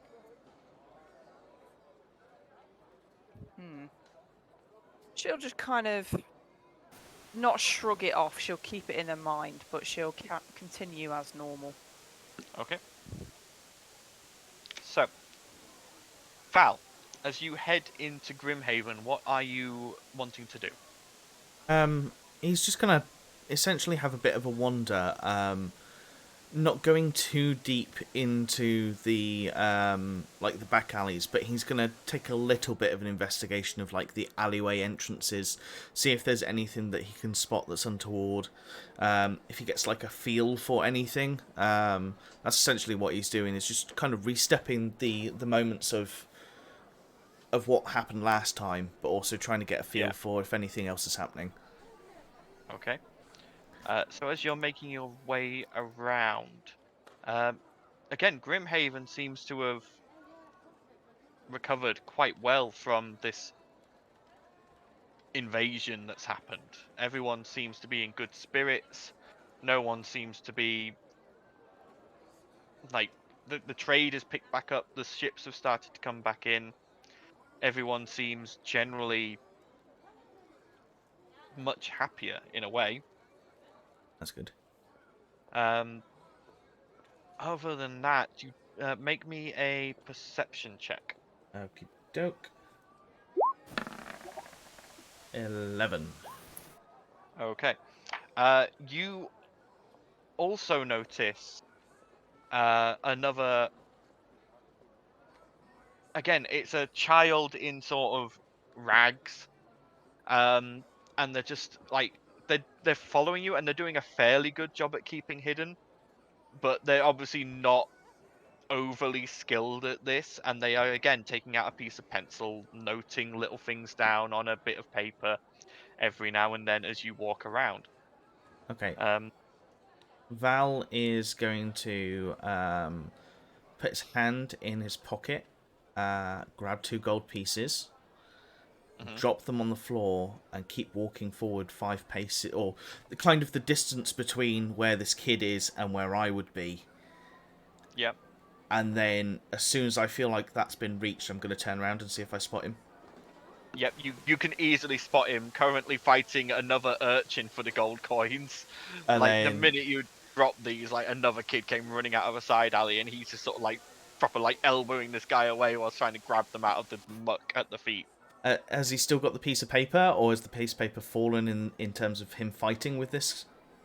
As you watch, the piece of paper does fall out of his back pocket onto the street. I'm gonna just go over there and try and pick it up. Okay. As you get closer, you actually recognize the other urchin, not the one who'd been following you, is Grifter. All right. The young man you had met before, when you went to visit the arms house. Yeah. Picked on by the kid that you later got seen ripped apart. But you can see he's sort of going, "Don't you take his gold! No, give it back!" Just like proper like wrestling with this other kid to try and basically he thinks you dropped your gold by accident and is trying to get it Right. back to you. Grifter, it's fine. Leave him for a second. Okay. And Grifter sort of lets him go, and the other kid goes to run, just like starts to bolt. Right. So I've picked up the piece of paper at this. I'm guessing at this point. Yep. Where's my thing? I'm trying to remember what it is called. It is called. What's it? I've got a thing that allows me to basically, if somebody is running away from me, I end up in front of them. It's normally in combat though. I just can't find the name of it at the moment. Misty Step? It's not Misty Step. No, it's. Can't think of anything else. No. Is it a feat? Or Yeah, it's a feat that item? that I was given for leveling up. I'm just trying to find it. Bear with me 2 seconds. It's here. I know it's here. Navigating character sheets. Yeah. I could probably have a look as well. Hang on. I was going to say, you've got access to our sheets. Yeah. You've not got Sentinel or Don't Mobile or remember something? Val Sentinel. No, it wasn't Sentinel. It was like. It's Divine Sense, Lay on Hands, Great Weapon Fighting, Channel Divinity. You've got your. Oh no, that's the wrong character. That's Balasar. Goodness sake, the picture Wrong threw me off. character. Wrong character sheet. Oops. Right. Features and traits. Let's just go to. Channel Divinity. Oh, Apologies for this. Relentless Avenger. You have to hit it with an opportunity attack to be able to move up Okay. to. Never mind. half your I'm speed. just gonna try and just grab the guy. Okay. The kid. Go ahead. Make an athletics check. So this is he's going to make an acrobatics check. Bearing in mind he is a commoner, so it's a flat check for him. 14. Yeah, you catch him and you just sort of lift him up into the air. His legs are still going. So as I've lifted him up, I'm now going to take my time to see what he was writing on the sheet of paper, but whilst like having the piece of paper in one hand and holding him up in the air in the other. Okay. As you look at the paper, it is just nonsense. It's just random symbols and phrases that make no sense. Okay, I'm going to show it to the kid and just go, "What are you writing? Why are you following me?" At this point, he stopped trying to run and he's just crossed his arms and goes, "Not telling you nothing, mate." So, what happens if I carry you and take you to the guard right now? Then I tell him that you touched me. Okay. Do you think that'll fly in this town? I think it'll fly a bit better than you telling them that I was following you writing random gibberish. Well, I've got the gibberish in my hand, so... Yeah, and it's gibberish. I'm a kid. I'm allowed to write gibberish, aren't I? Right, and why are you following me? Mate. I wasn't following you. You're no one special, mate. Don't think you're special. So, okay, I'll rephrase. What shall I say when I mention the gold that you were trying to pick up from me? Hey, you dropped it, mate. Finders keepers. And is Grifter still there? Yeah, Grifter's still there. He's proper glaring at this kid. It's like, Grifter, do you recognise this kid? No, sir. He's not from the arms house. It's not from the arms house. So where are you from?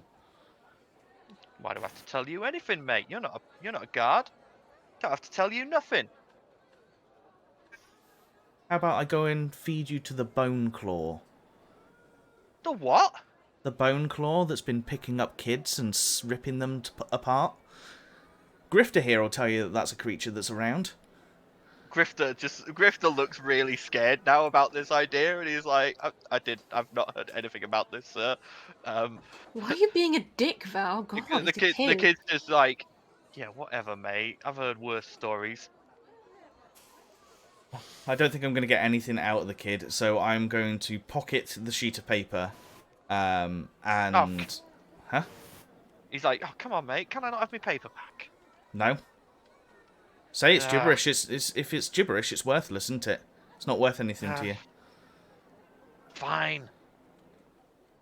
And he's going to put the kid back down on the floor and just go, just don't catch me following... don't let me catch you following me again. He just sort of, like, writes his clothes and goes, wouldn't follow you anyway. Sticks his tongue out and just runs off. Soon getting lost in the crowd.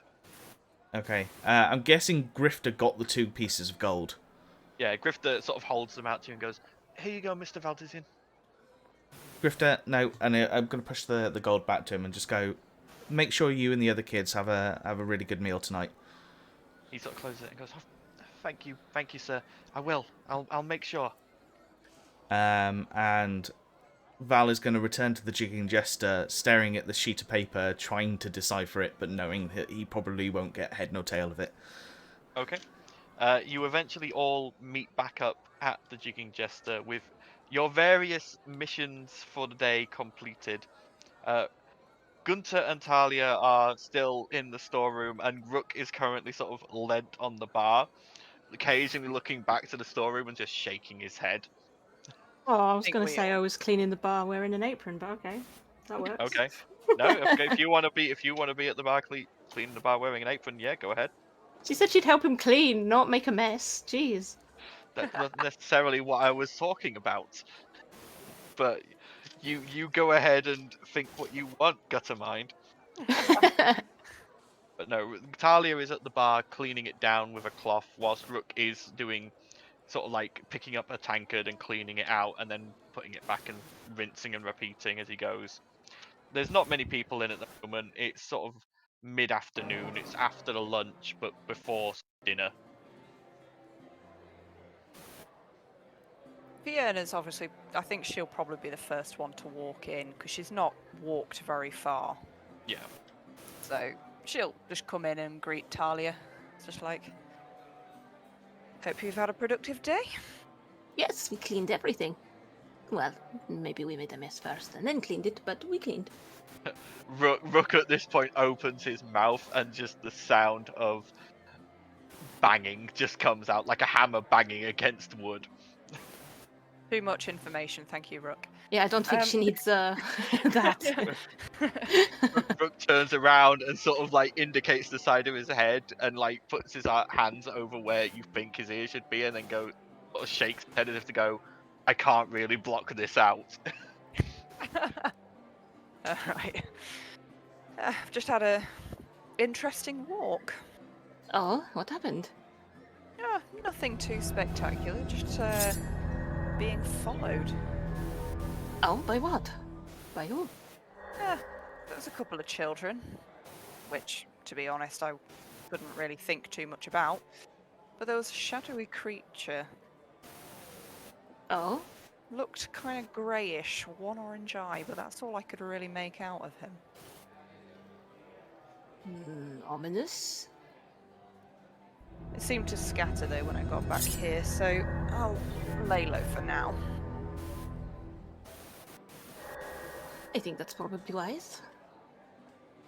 Bump into anyone else? No, it's pretty busy out. It's just the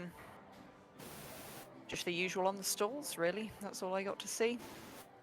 And then with that, she just kind of sits herself down and waits for the others. Okay. Want a drink? Maybe something a bit softer than the ale. Water? That'll do. Sure. And Talia will go and get her a drink of water. Okay. Alright. Probably next to come in would be Xandal, having only really been across the street. Yeah, Xandal just sort of like wanders in. He just sort of like looks at Rook and goes, "Can I have a big drink, please?" Rook just sort of nods and gets a couple of different bottles and sort of shows you them. One's like a rum, another's a whiskey, there's a brandy, he's a couple of wines. He's just letting you select what you want, effectively. He picks the brandy.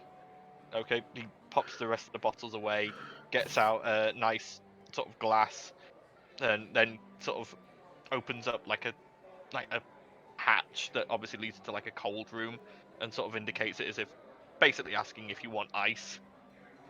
No, thank you. Shuts it again, opens the bottle and half fills the glass and pushes it towards you. Xandal just sort of like slams it back and sits against the bar like, yeah. You okay, Xandal? Long story, I'll explain when everyone gets home. Right-ho, fair enough. You're turning into a party animal or something? And she's just gonna glance at his drink. Didn't you drink enough last night? I barely drank at all last night. I barely drink at all at the best of times. It must be pretty serious if you want to drink then. Yeah. At this point, Blossom arrive. I'll come in, say, I think I've found where the next soulbound item is. Oh, where? A collector by the name of Smythe. Oh, God, please, not him. And she'll just put her face in her hand. A name Just You look know gross. him? Yeah. Oh, he's really slimy. Ugh. I don't know, like he's up to something all the time. He was all, I don't know if he was trying to flirt or whatever, but at the ball he was all gross. Just, don't like the guy. I got a bad feeling about him.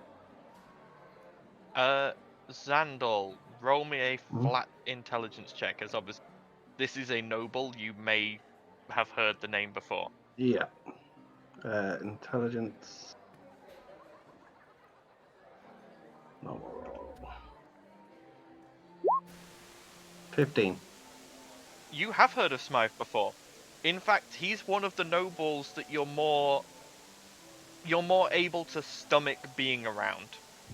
His Oh. outward demeanor is a bit creepy. Demeanor? Demeanor, whatever you want to call it.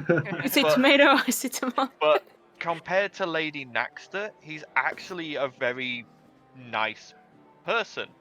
He's a businessman, but a lot of his business ventures are done in such a way that they benefit everyone involved. He never tries to cheat anyone out of anything. In fact, he was one of the main proponents for actually helping people in Grimhaven whilst Emperor Aster was still in rule. He was one of the ones who would subtly under the table make donations to places like the Almshouse. Way to make me He- feel like a dick for hating him. He's I was gonna say, so how are you feeling about him now? but again, God damn it. Xandal is this is up to Xandal to share if Well, he yeah, that's true. knows this. Smythe, he's not too bad. He's actually quite pleasant. Pleasant. Oh yes, he's fairly generous. He's helped the town no end. Really? It doesn't seem like the sort. Oh, Sometimes you can't judge a book by its cover. yes. Those that come across with all their airs and graces usually tend to have more to hide than those that wear their heart on their sleeve.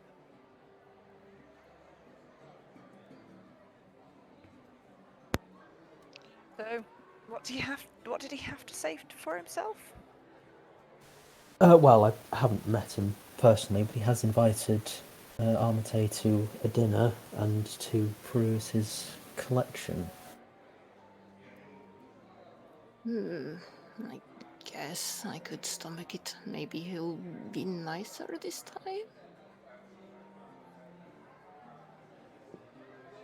If it's business deals he's after, he will not be cheated. I can promise you that. Why on earth would we cheat him, Xandal? What do you take us Not for? you cheating him, if you had concerns about him cheating you. Ugh, He's I'm already not prepared to reaching up cheat. for the Brandy bottle. Rook's already refilled your glass. He slams it back again. Rook's doing that typical barman thing of like knowing exactly when to refill the glass and when to hold back. Yeah. Take it easy, Xandal. Don't Yes. get too drunk. You'll regret it in the morning. And it's at this point, Val, that you walk in the door. Okay, again, I've got the sheet of paper in hand, and I'm like turning it upside down, holding up to the light to see if I can kind of discern patterns through the paper. I'm doing everything that I can possibly think of to try and read the sheet of paper. And then I'm going to slump down into the table, put the piece of paper down on the table, and grab a drink. Okay. Fiona picks it up. Yeah. Area. I was Vienna, followed. you can't make heads or tails of this either. Well, I can tell you for a fact, Val, that's not normal writing. Oh, let me have a look. Is it Thieves' Cant? As you have a look, Talia, yes, it is Thieves' Cant. Some kid was Jonathan, I following can me. read this. I can read this fine. It's Thieves' Cant.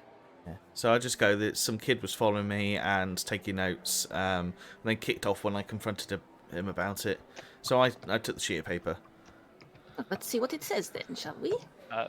Reading through it, it's basically just notes on Val's movements and like noticing like mannerism and interactions with people. It's just like general information gathering notes, effectively. Fiona kind of pipes up like, that's strange. I was being followed by children too. I was starting to get worried that I was getting a complex or something.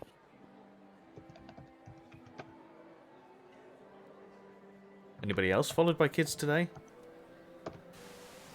Don't think so. that they know of? Nope. Okay, that's very odd. Is there anything more on the note? Just my mannerisms and where I was going and what I was doing? He's Just that. pretty intent on you. I think he likes you. Maybe he looks up to you. I don't know. Okay, well, that wasn't the vibe that I got from him anyway. But I'll keep an eye out. Why? What did he say? I was just asking him why he was following me, and he claimed that he wasn't. So I mean, he's a child. They never tend to tell you what you want to hear. Like, True. It's just how kids are. I'll just keep an eye out from for the next day or two. See if I spot him again or spot somebody else following me. I mean, you took his stuff. He's probably going to avoid you now. I only took the sheet of paper. Hey, that might be his only possession. You don't know. He's poor, right? So Don't you have possessions that you wouldn't want to lose? yeah, so when his you have only nothing? possession is a sheet of paper where he's written about me on it. Let's say that was like very unlikely. Guess you'll never know. True.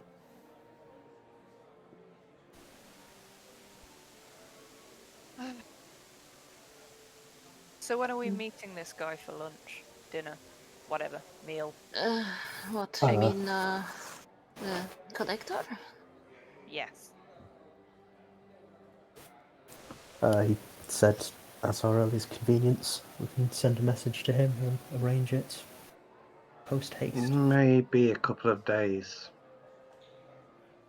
You got other plans, and like drinking yourself to a stupor? That would be a nicer plan. First things first. Xandal? First things first, I bring a message, Valdisian, from Vale. Oh, is it about the bone claw? No. Oh. There is a man due to arrive in town. You are not to interfere with him at all, as he is a diplomat. Why would I interfere with a diplomat? Because he is a known slaver.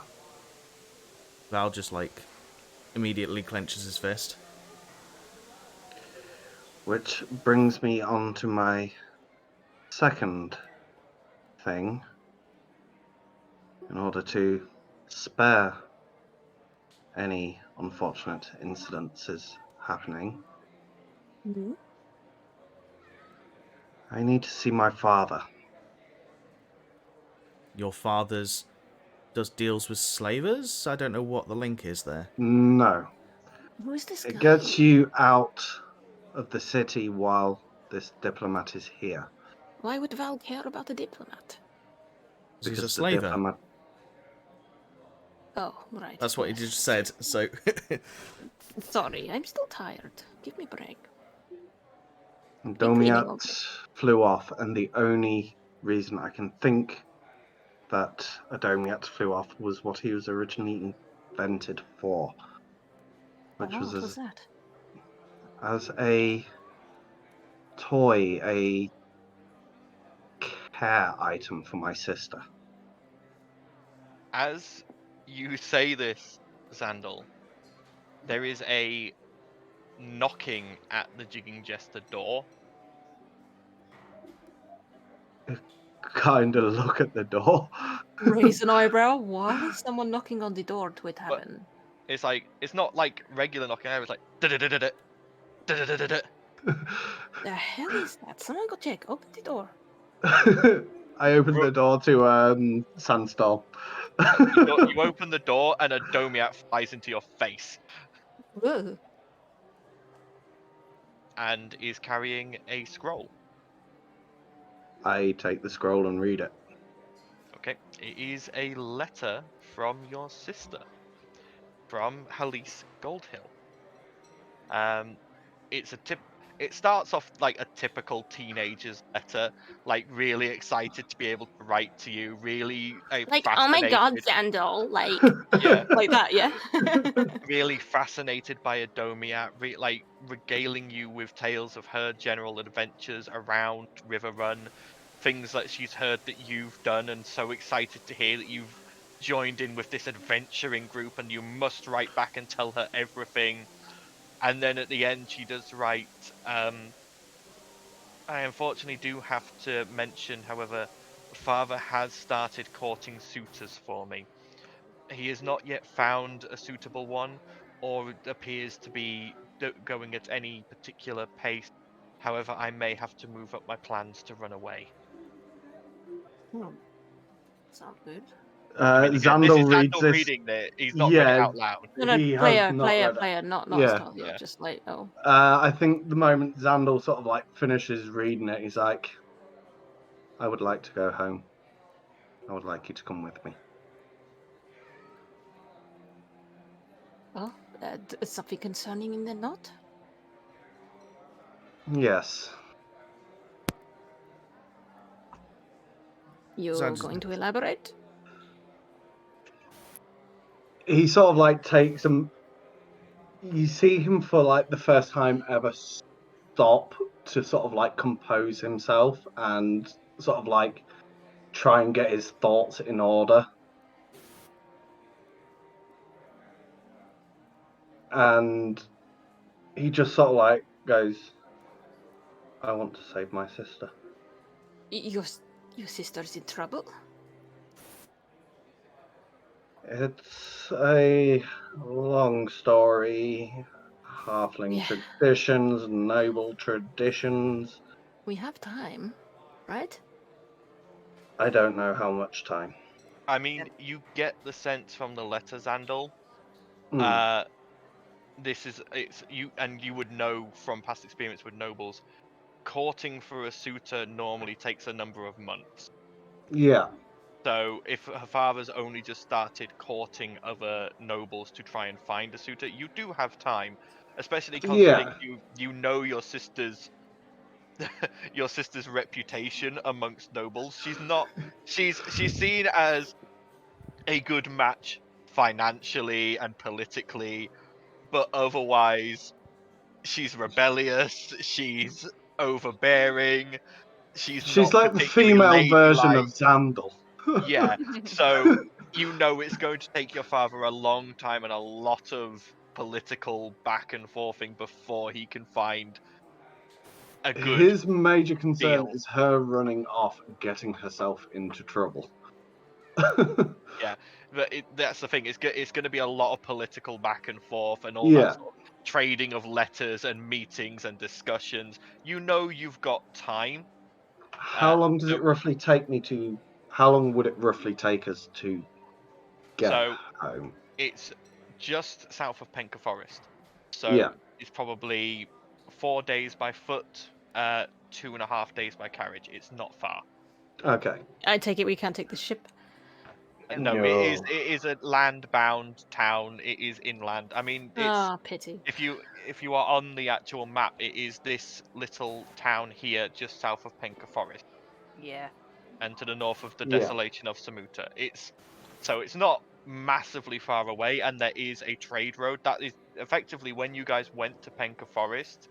The trade road that went into Penka Forest, there was an offshoot that went to Riverrun before you went into Penka Forest. Oh, you And mean the trade route where I got nearly Land killed by a sharks. land shark? Yeah. Ah, right, But okay. Yeah. you guys know that area, and you know it doesn't take massively long to get there. It took you guys 3 days last time because you were being kind of careful, because you were looking out for what was causing the disruption. But if you just went for it, you know it wouldn't take as long. All right, Xandal, you can tell us on the way. I'm already bored, so I mean, if your Yes, sister's thank in you. trouble, we're kind of a family. We can go and help. As long as it's not Yes. like, life or death, or, I mean, to us. I mean, I don't know. What's the situation? I imagine with you there, my father won't make any rushed decisions. You are the heroes of Maham, as it is. Forget that you're part of that now. Yes, but I'm also his son. Yeah, your parents aren't what make you. You make yourself. Yeah, so you might not see it that way. Yeah, what does he know? Val's been kind of sat there, almost in a Gendo from Evangelion pose, with his hands like crossed in front of his face, like thinking really, really hard. And he just goes, Xandal, I appreciate your honesty telling me about the diplomat coming into town. Anybody else might have not given me that information and just convinced me to go out of town on a whim, so I appreciate that. I have made an oath, and my oath relates to slavers. However, there are lots of different types of slavery, and this doesn't sound like a position that your sister wants to be in, so I will ignore the slaver coming to town, and I will join you on your trip as well. Thank you. Maybe there's hope for you yet, Val. Learning to pick your battles.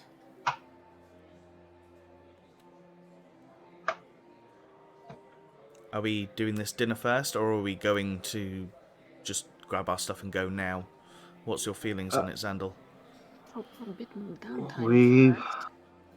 we will have a few days to sort of like prepare.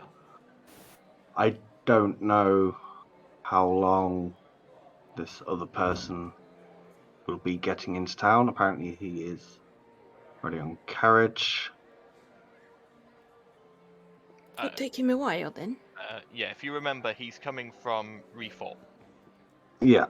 and he's doing the usual noble thing of unlike when your group travels, you make a direct beeline for places. He's going to be going from village to village, from town to town, stopping in each one. So it could be anywhere from like Zach Navale said, it could be anywhere from a week to a month for this guy to arrive. Yeah. So he will explain that. But Xandal sort of like, because of his sort of like short-mindedness, he's of the thing of like, I want to go sooner rather than later.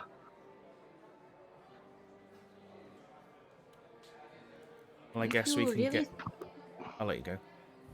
If you really think that we need to hurry, then we shall go.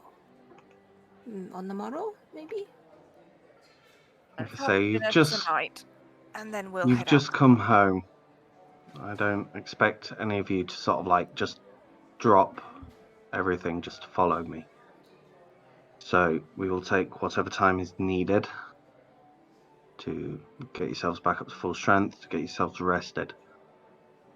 But the sooner, the better. Of course.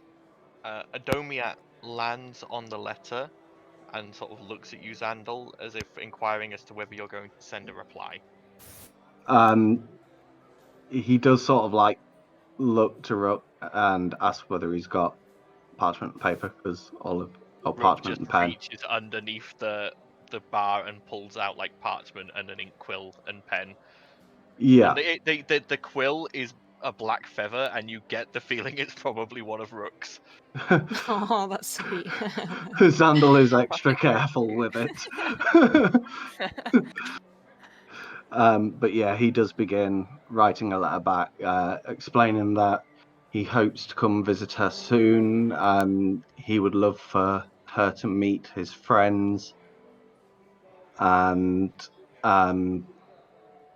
he would like to speak with her in person about some of his crazier ideas, in hopes to sort of like keep her there and not have her sort of like decide to go, you know what, I really don't like this person, I'm out. Yeah. Yeah. Hoping she'll hang around in the hopes of seeing you mean? Yeah. Fair enough. Yeah. Okay. Once you've finished it, Adomiat snatches it up and zips out the door. No, it could be a messenger. That could be quite useful. How long range? I mean, it must be pretty long if she can reach her sister. Just sort of Penka Forest. Oh, that is long range. Useful. Saves the Yes. spell slot for Earth. It really does. So. Speaking of, where's she got to? Ert comes down the stairs at this point, actually, in a dress. Earth? Where did you get that dress from? She freezes as she sees all of you and just sort She of didn't like, get that. She didn't steal one of Talia's, did she? no, it's Okay. it's quite a sweet dress. It's like, think like it's like a blue dress with some flowers on it, and it's not got like a poofy skirt or anything, but it's quite sweet and innocent. But it's a very nice dress, and you can see she's attempted to put on a little bit of makeup, and she's done her hair, and just goes, I bought it. That's so sweet. She's gonna like go over and help fix her makeup a bit. She sees like she's done, I don't know, done an eye flick wrong, or Yeah, takes her under her wing. yeah, and she sort of goes, I've got a date with Wilma. Finally. Right, well. And she'll like kind of whisper in her ear some advice. Which It'll a lot of it probably caused make her her to blush. blush. Yeah, you could almost see steam coming out her ears. And I think that should make your date pretty good, huh? Have fun. And then she'll like slap her on the butt and tell her to leave. She quickly, almost like, she doesn't run because they're not high heels, but she's wearing, like, normally she wears boots, like proper adventuring boots. She's wearing quite nice shoes, so she sort of quickly walks out the door. Swing the hips, darling. Oh, and don't be out too late. We have to go somewhere soon, maybe. We need to fill you in. Have fun first. Bye. And she goes. Well, we saw that coming a mile away. Don't know about you guys. That dress was hideous. Well, I thought it was cute. If you like that sort of thing. I prefer leather. Gunter at this point pops up from somewhere and just goes, yeah, you do. Val sighs again. But like, shh, throws the towel at him or something. Anyway, this meal. Gotta Are we send a doing letter. it or not? Oh, right. The meal with Smiles. Yes. We haven't actually decided when. Well, I Well, guess sooner, sooner rather rather than than later if we later. have to help Xandal later. What sort of time is it now? By this point, it's getting close to sort of 4 p.m. I feel like it's actually a bit late to be. Oh, I mean, Would it dinner be- is He said our usually earliest around convenience. sunset. He did. all right. Who are we going to send? Because Adomiat's obviously flying over to Penka Forest at the moment. So we can't And send that. the person who knows the message spell has just left on a date.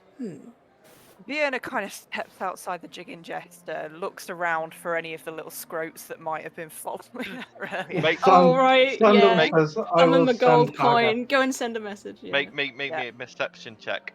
A perception check. The Yeah. little scroats. I've not heard that in a while. You little scroat. 18. You do see a kid opposite the jigging jester in an alleyway with a piece of paper and a pencil. Yeah, Not she the kind same of one. Yeah, not the same one who was following you though. This is a Right. different one. She walks up to him and says, "You can stop scribbling on that bloody piece of paper. Earn some money." She doesn't even give him chance to speak. She's like, "Right, I want you to go to this specific manor and tell them we're on our way. All right. You know who we are." And money. He sort of rubs his fingers together and holds out a hand. Yeah, kids don't work for free. I was getting to that. So I'm actually looking for my money page. God damn it! Quick. I mean, you. It's just Yeah, I mean, admittely, you Brianna guys stood got on the something street like just searching for you a guys bag. got you guys got something like 12,000 gold from I know. Bodawell. You're not Yeah, skint.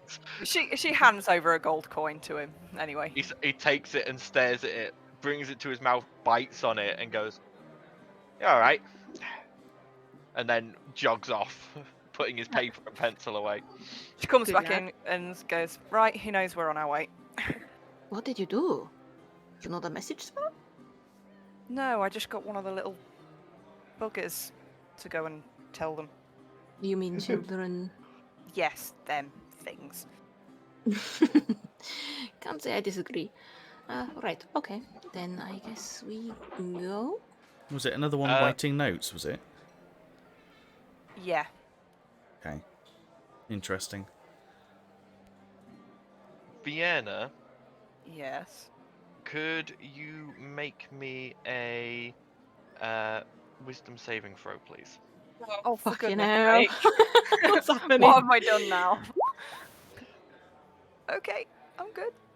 You feel a sensation as something like almost like an eye peering over your shoulder, and you hear Mother Night go, "Oh no, no, no," and you hear a shattering sound, and you get the feeling someone just tried to scry on you. Uh-oh. This bloody still after me. I mean, probably. Oh god, but I don't even have the thingamabob anymore. I would assume they don't know that. Okay. I'm just gonna ignore that for now. You okay, Vienna?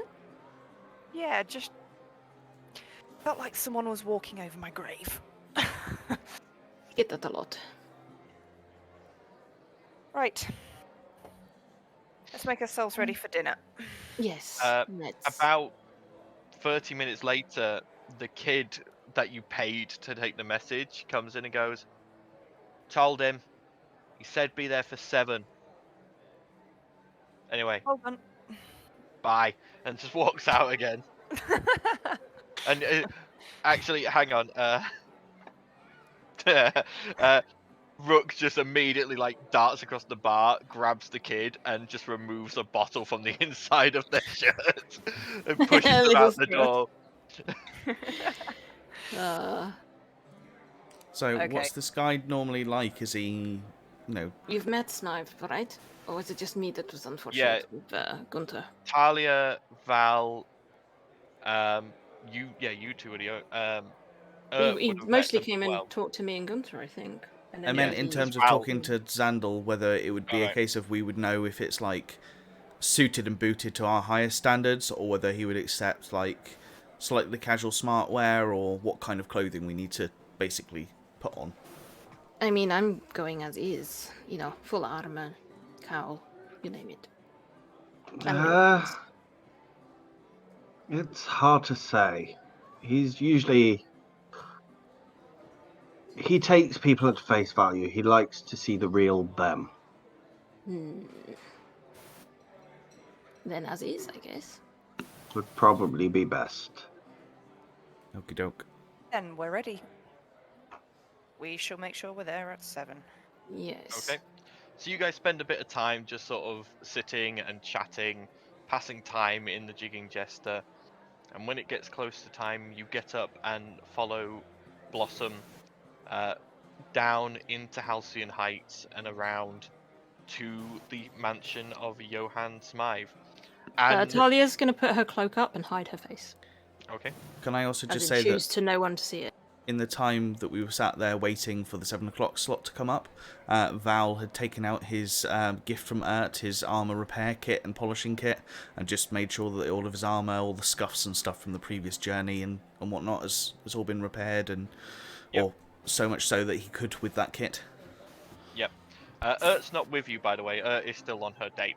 I know she is, So- but I've got the kit, so I was just Yeah, saying I was just that. letting everyone know that Ert is Yeah. not with you for this. Letting you know you don't have a healer. Otherwise, Otherwise occupied. Yes. As you come up to the estate, it's different from how it was earlier, Blossom. There are now lanterns set out along like the main path to the house. You can see some effort has been made to sort of spruce things up. The doorman is no longer in like worn like leathers and armor. He's like in a not quite a suit, but like there's a like shiny breastplate, and they've obviously trotted out the good stuff. They're wanting to impress now. This isn't just a day-to-day event. This is we've actually got people coming. We've got very little time. Do what we can in that time, sort of thing. I do hate it when they do that. But Try as and you make themselves approach, look better than they are. the doorman smiles and goes, "Welcome back, miss. Please, Armatae, all of you, welcome. Follow me, and I'll take you to the door." And he starts walking up. He sort of opens the gate to let you all in, and then shuts it behind you, and guides you up to the front door. The manor house itself is a 3-story manor house. Probably got it's sort of the classic style. It's got a central building and then 2, like an eastern and western wing off of it. It's a good sized house, but at the same time, compared to some of the others you walked past in Halcyon Heights, it's almost understated. It's pleasant to look at, but it's not garish in a way. Like it's not like those houses where it's obviously had money thrown at it to make it look good. This is not like that. There's been money spent on this, but it's been spent on the upkeep of the house to keep it looking good. It's not been effectively. It's not had a plastic surgeon at it, sort of thing. It's one of those houses where it's evidently been cared for more than it has been made to look good. And as you reach the door, the front door opens, and there is a butler there. Actually, a butler. Not that you would recognize Val in such a way, but you know the face. You've walked past it a few times in Grimhaven, Okay. actually. And the man bows and goes, it's an elderly man, sort of white hair, white mustache. He goes, welcome, Armatae. Please come in. And he keeps the door open as you all file in. And he goes, the master is waiting for you in the main dining room. If you'd all like to follow me. He guides you through into a dining room where there is a large table. Again, everything in this mansion as you walk through, there are pieces of art on display and there's statues, but again, it's been decorated in such a way that they just offset everything. They're not there to brag, and they're not there to go, look how much money I can spend. They're just there as pieces. Like, they're not highlighted in any way, they're just there. And you get brought into this dining room where there is a nice table, not overly big. The dining room itself isn't huge. There's a pleasant carpet, some nice pieces of art on the walls, and sat at the head of the table, his hair slicked back with oil, wearing a formal suit, but not like a high class formal suit. A green cravat, black sort of tail suit with a white shirt, is Johann Smythe. He gets up and goes, "Ah, Armatae, welcome, welcome. Ah, how lovely to see you again, especially you, Miss Talia. I trust you remember our interaction at the ball?" Regrettably. Yes, of course. Please, all of you, have a seat, have a seat. Talia's going to sit as far away from him as possible. Okay. I see Zandal you have... sits where is appropriate. Smythe actually turns to you and Zandal and goes, Sir Zandal, lovely to see you again. I trust your father Oh. hasn't been giving you too much issue. None at all. It's fine. Oh, good. How have you been? Oh, very well. I recently had a very successful venture turn out. I managed to start a couple of new businesses in Grimhaven. Managed to hire some good men. Hopefully it'll help their families a bit, as well as obviously generate profit for both myself and them. Of course. Oh, but obviously we don't want to talk about shop whilst we are at dinner. He sort of claps his hands gently, and you see a chef come in, wheeling a trolley, and serves up sort of like nice fruit appetizers, like a fruit salad almost.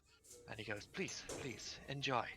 We'll discuss business and look at the collection later. I understand it was you, young lady, Blossom, I believe, who was wanting to see my collection." Yes. It's always nice to meet a fellow appreciator of, relics and antiques and that sort of thing. I pride myself on having quite a good collection. But the meal passes pleasantly. You are served a number of different courses, all, again, nothing that is showy, but is still, like, sort of high class, but genteel in a way. To put it in perspective, it's like, when you go to like a wedding, and then like you go to two weddings and you compare them, and one is evidently trying to show off and one is just having a good time sort of thing. Smythe's house is sort of the having a good time level. The food is good, there's a good quantity, it's nice, the atmosphere is nice, whereas the showing off one, like you would have got at maybe say like Lady Naxter's house, would have had fancy ingredients and tiny portions Fitted and into weird and wonderful things. Yeah, I can yeah, Black imagine. truffle on the exactly. table That for gourmet greeting. shit where it's like a Yeah. snack. But there's none of that here. A lot of what Smythe serves you is sort of down to earth, standard fare, but elevated just that little bit, just like cooked a little bit better. And Smythe goes, well, it's wonderful to have Armatae in my home. I've been following your progress quite well, especially you, Sir Valdizian. I've noticed that you've been helping, obviously, in Grimhaven yourself. I know it's meant to be a secret, but I do have my contacts in the Merchants Guild, and a very nice thing you've done there in providing the rice to the almshouse. Well, I feel like nobody should go without a meal, so Indeed, I myself provide them with a small stipend for structural repair when they need it. Talia's just pushing her plate away from her and not eating or drinking anything. Yeah. Fiona grabs it and starts eating it. Anyway, now that we are fed and watered, please follow me, follow me. And he guides you up the stairs into sort of one of the eastern wing, and opens up a set of double doors into a room that is the size of the whole wing on this floor.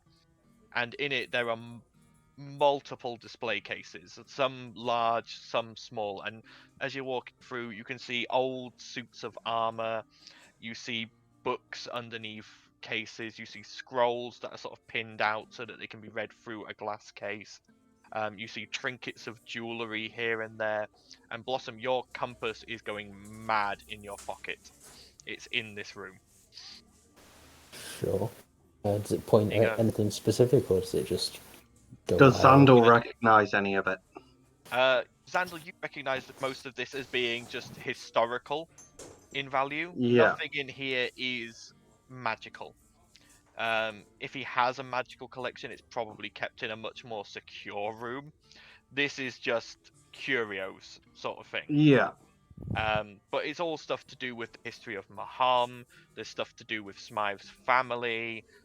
There's a few odds and ends here which are just like curiosities. Like you can see what looks like a stone tablet that you think may have come from one of the pyramids in the desert near Reforp. There's all sorts of stuff in here. You see a set of prayer beads that was meant to have once belonged to a monk from Zinbuzab, or just basically anything that ever takes Smythe's fancy that he feels is worth displaying is put here. Blossom, are you getting the compass out? Yes, I will. Are you going to get it out where Smythe can see, or are you going to attempt to hide it? Would I notice him doing it? Would I like step in front to kind of block Smythe's view? I mean, if you want to, you can assist, which, if he's wanting to hide it, it'll be a sleight of hand check. If Talia is assisting you, you can do it with advantage. I can assist if you want you did. I mean, it's going to be flickering between my cowl, isn't it? And No, whatever once it is it's there. once Or it's is it- registered the it's- cowl, yeah. it stops. Okay. Alright, Yeah. that's good then. Don't want to cause confusion. Yeah, will do. Okay. 21, not bad. Okay. Yes. Smythe's not actively looking, so it would have been his passive perception, so not very high. The compass is pointing towards a particular display case full of jewellery. And looking into it, you see Blossom, you wouldn't have seen the drawing. Xandal, if you probably see where Blossom's looking. Looking Yeah. into there, you see a silver snake-headed amulet with emerald eyes, Okay. Yes, I know that one. which you would recognize from the book. I as know the which one that amulet one is. The Amulet of Awakening. Awakening. I hope you don't say that out loud. No, I'm not. I'm like, are any of your curios ever for sale? That's my. They could be to a fellow collector, yes, I suppose. Obviously, either for gold or for a group such as Armatae, maybe favors would be more preferable for a businessman such as myself, but depends on what you're interested in, I suppose. The Depends on amulets the with the too. snake eyes. Yes, a particular piece was found in a dig up near Wygrove Stronghold. Never really found out what its, historical value is. It's just a pleasant trinket, really, from what I could tell. Not many people like things with the snake motif, unfortunately. I No. think snakes are quite endearing. Well, I do have to wonder whether it maybe came from a Yuan Ti settlement at some point, but there's not one listed as being anywhere near Wygrove. I mean, it's an elven stronghold, particularly, but you never know. I'm more curious by it's due to the fact that, obviously, as you've seen, my creations have animalistic form. Oh, yes. I'm looking to sort of like understand the way sort of like metal bends and flexes, and anything with the snakes is usually a very keen interest of mine at the moment. So I was just wondering what your price would be for it. Well, this particular one I bought at auction 1,000 gold. I'll so give I'd you like 1,400 for it. he sort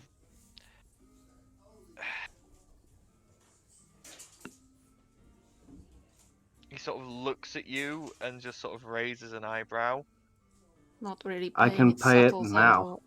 Call it Really not paying it. 1,500, and Well, very well. 1,500 and a minor favor to be turned in at a later date. Does that sound Depends on the acceptable? favor. This would just be a favor to Dandel. He's the one interested in purchasing it. Of course. Unless all of you are purchasing this particular trinket as a group. Oh, he It's fine. No, it's for me. It's for my research. Very well. Just 1,500 and a minor favor at a later date, then, Sir Zandel. Wonderful. I can give you 1,400 now. I could send my assistant home to fetch the rest and bring you it straight back if you would prefer. Aye. I can lend it to you, Zandel. That would Then you be can just greatly pay me back. appreciated. Yes. Here you go. And she'll give him 100 gold to. So Yeah. he doesn't have to. Yeah. Smythe takes the gold and goes, very well. And he plucks a key from out underneath his sort of shirt, opens up the case, and you can see all the cases in here have the same key lock, especially you, Talia, as someone who's intimately familiar with locks. You can tell they're all the same lock. Every case in here is unlocked by this one key. He opens it up, Designer was that? gently takes the amulet out and hands it to you, Zandel. Thank you. Thank you very much. And he sort of like takes it, he admires it. He actually does take out like paper, pen of like his notes, and he does actually start making notes on the way that the metal curves, Yeah. etc. Five just sort of smiles and nods, and he then guides the rest of you around the rest of the collection. And again, there's a lot of interesting things here. There's various curios. He's even got an old set of Talon armor in here, Talia. So I'll just look at it and raise an eyebrow. Where did you get this from? Oh, I bought that off of it's her old set. I couldn't really help Sorry, it. what was the name? I didn't catch that. Asgarm, the armorer down in the Ah, Gateway District. yes. It was our armorer. Yes. Yes, exactly. She did it up for me as well, restored it. It's such an interesting story and such a good history to it. I couldn't really resist. Do tell the history. I used to be in the Talon myself. Oh, you did. Well, this particular set was owned by a man named Tarlock, I believe. Wait, stop. Tarlock, Yes, my father. I'm not aware of that. If that is the case, That was my father's name. I see. Xandal looks up from his notes as he's listening. Asgarm told me that it was recovered from the field at one point after this Tarlock gentleman had gone missing. He went missing quite a long time ago. Yes, Asgarm took hold of the armor and did work on it over time, and eventually she, when I visited her once, I saw her working on it and offered to take it and preserve it in my collection. She's always free to come and view it whenever she wants, and I will obviously, now I know it has a link to you, Miss Talia, you're more than welcome to as well. In fact, if it is your father's armor, then please, he actually gets the key out and locks the case and literally is going to give you this armor if you want it. Yeah, I'll take it. She'll. I mean, obviously her face is hidden. Yeah. But there might just be a little tear rolling down her cheek. It's probably my- her only memento. Sincerest apologies. If I had known it had any link to you earlier than this, I would have offered. I'm so sorry. I just hope that he didn't die. From what Asgarm told me, like I say, it was found on a battlefield as if it had been discarded, so it suggests Perhaps I that- should go and talk to her about it. Yeah, please feel free. But like I say, I think it was just part of the normal routine for an armor after a battle to salvage what she could. Yes, Obviously, it's like a dog tag. yes, each set of armor, she told me, and he points inside the collar, and you would know this, Talia, there is a set of, like, not quite not like a serial code or anything, but like a call sign that is inscribed into each set of armor of the Talon, that identifies whose the armor was. Normally, this was obviously for identifying dead bodies in a way.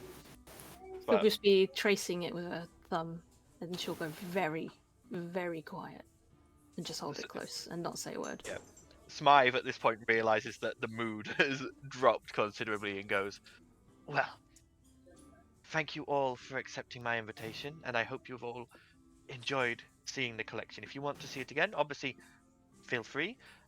If you ever have any business with me, again, just come around anytime. Sir Valdizian, if you ever want any assistance with any good works of goodwill in Grimhaven, please just let me know, and I will be more than willing to assist." Appreciated. If Very I may return at some point. There's some of your curios I would probably like to have a further look at some point. Of course, Sir Zandal, not a problem. And again, if you need me to run any interference for you with your father, please do just let me know. It's not an issue at all, my friend. I Thank know, you. but he's such a beastly man. And I He hope you has his don't mind me moments. saying. No, it's fine. Thank you. Well, Yeah. dinner was lovely. I'm glad you enjoyed it, Ambassador Vienna. And again, please, if you ever want to have any business dealings with me, please feel free. My door is always open. I shall remember it. Can I just ask, just walking round randomly, has Mortimer been silent? Yeah, Mortimer's been Okay, silent. cool. You are shown out and guided back out to the edge of the estate, and I'm assuming you all make your way back to Esther. Yep. Yeah. Yeah. Okay. As you get back to the Jester with the amulet in hand, having got it for probably quite a steal. Talia's gonna. Was the compass only pointing to that? Yes. Yeah. Yeah. Now that it's in Saul's hand and has been close enough to the compass has stopped moving. Talia's just gonna take herself upstairs with the armor and just sit down, and then she'll probably break down and cry. Okay. So once back at the Jester, Sandal puts the amulet in the middle of the table. See, I'm quite known for my impulse buys. My research obviously takes a lot of sort of like materials that aren't easy to get a lot of the time. So I have a tendency to just buy things on the spot. Noted. So what is this thing? She kind of hates it. This, from my notes from back at the library, is the amulet of, amulet of awakening. Oh. Shinies. Now, there really wasn't much in the way of notes, and we were trying to gather as much notes as we could. How much would Xandal remember on what he's scanned of these things? Because he's basically just written them down, Yeah. brief description. So You pretty much just sort of wrote down the name and a very brief description. yeah, Roll me a intelligence check. This is going to be a really high DC to see if you manage to absorb anything. roll.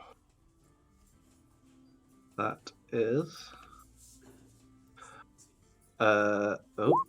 that rolled twice. No, once. Rolled once. 20. The most you remember about this is that this is supposed to have a heavy amount of ability in transmutation style magic.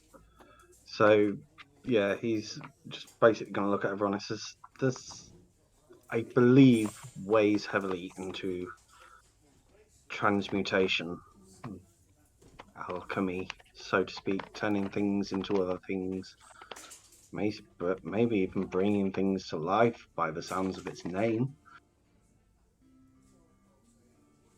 Sounds interesting. Not something I'd necessarily want to delve into myself, but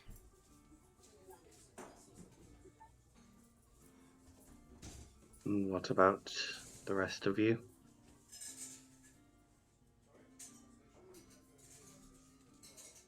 the rest of us have gone quiet. I'm about to say, Really, Talia's huh? upstairs crying over I'll say I'm armor. up. Yeah. Yeah. Ert's still out on her date. That leaves Blossom and Val. Yeah. I think Yeah. And provided Fish, but provided it's not bringing the dead back to life, I think we won't have any issue with Mortimer at the very least. Of course.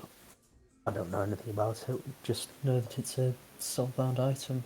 It's surely quite powerful.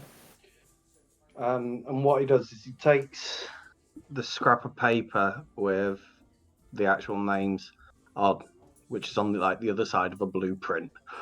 Yeah.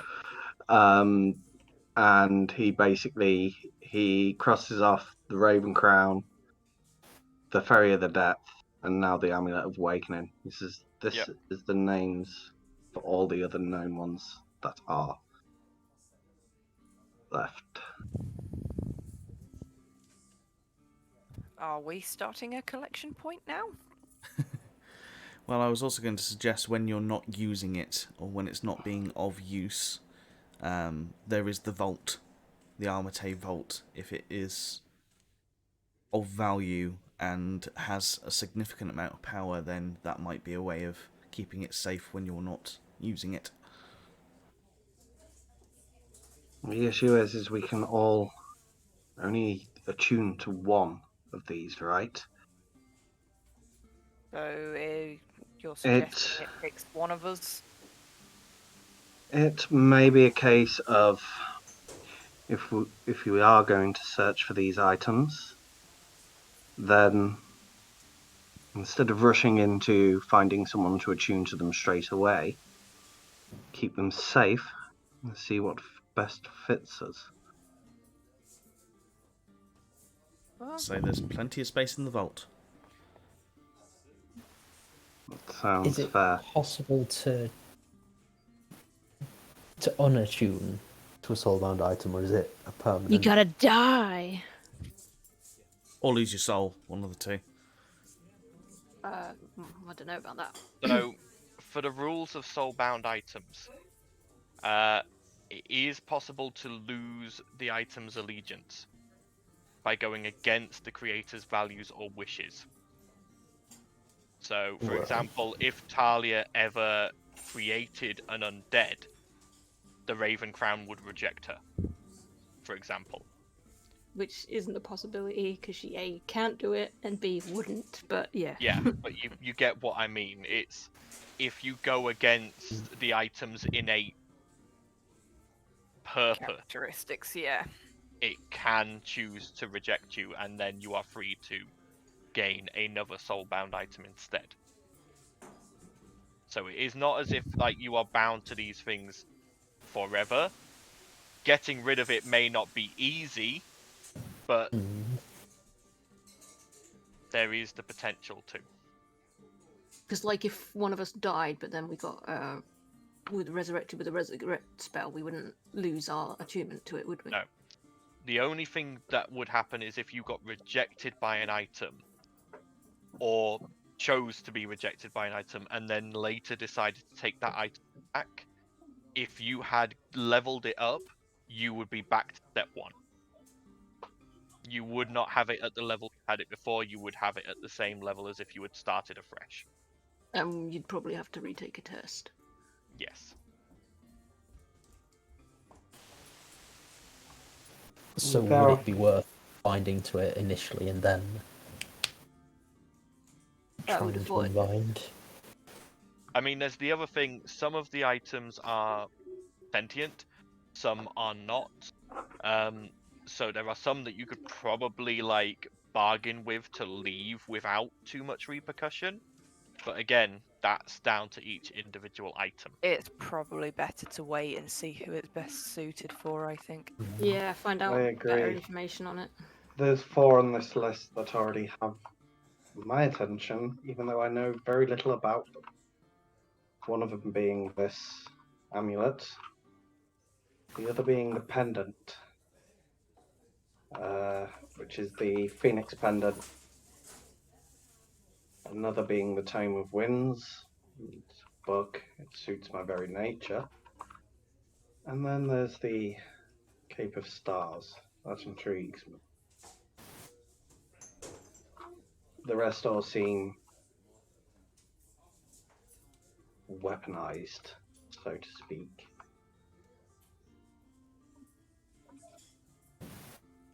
Just bad. Yes. Well, that's all very lovely. I'm going to bed. And with that, she leaves. Okay. And anyway, Talia's not there. Yeah, no. Talia, by the way, after about 20 minutes, Gunter just shadow steps into the room, sees you crying, and just pulls you into a hug, and just sits with you.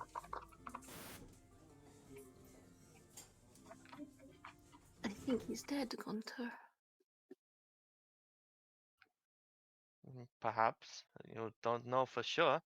I mean, if his armor was found empty, that's, not a bad sign. What if he was disintegrated or something? I mean, that would have been a very powerful, magic user. I think you would have known if they were on the enemy side, yeah? Why, he went missing before I even joined the Talon. Did you ever hear of Durina having a magic user with that potent an ability? No, I guess not, but Daga, So, what if he said something before we killed him? He said that he'd wish he'd done to me what he did to my father. Hmm? What did he do? Well, it depends on. Honestly, I can't say for certain. I'm afraid, Talia. He tried to kill you, Yes. so that doesn't suggest that's what he did to your father. I mean, if he says he Could be wishes worse than death. slavery, Oh God, is my father a slave? I mean, his armor was found without him in it. If he was captured and stripped of it so that he could not be identified, maybe. I can't think of something any worse. He fought so hard for our freedom. I did too, obviously, but But at least this means he may still be alive. I can only hope. Knowing you and Val, you're eventually going to root out every slaver in the blooming world and, put them to sword, fire, and lightning, and, that weird spade thing Val carries. You're damn right. So, eventually he will be free, yeah? Maybe. Maybe he'll die of old age before I find him. Ah. But you can but do your best. I always seem to get like an inkling of information about him, and then it just slips through my fingers like sand.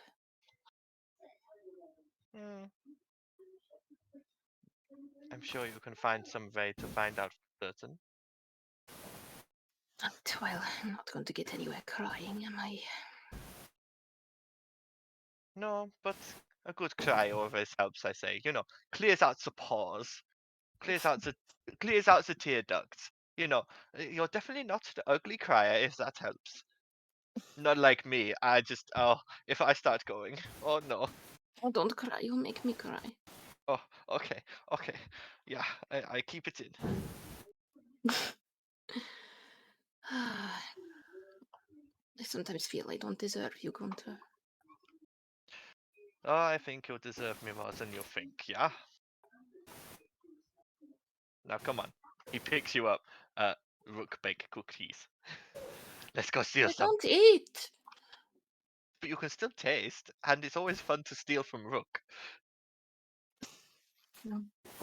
Talk me into it, let's go. and he guides you out the room. to Should go like quickly steal put the right. armor in like a chest or something, and then follow him downstairs. Is anyone else doing anything? I just quickly segued into that whilst you guys were still talking. Sorry. Fine.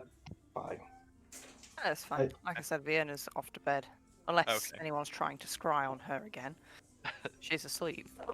Oh, I was gonna. It's late now, but I was gonna check if we were being followed by anyone on the way back from. Make me a perception check for Probably would have. retrospectively checking.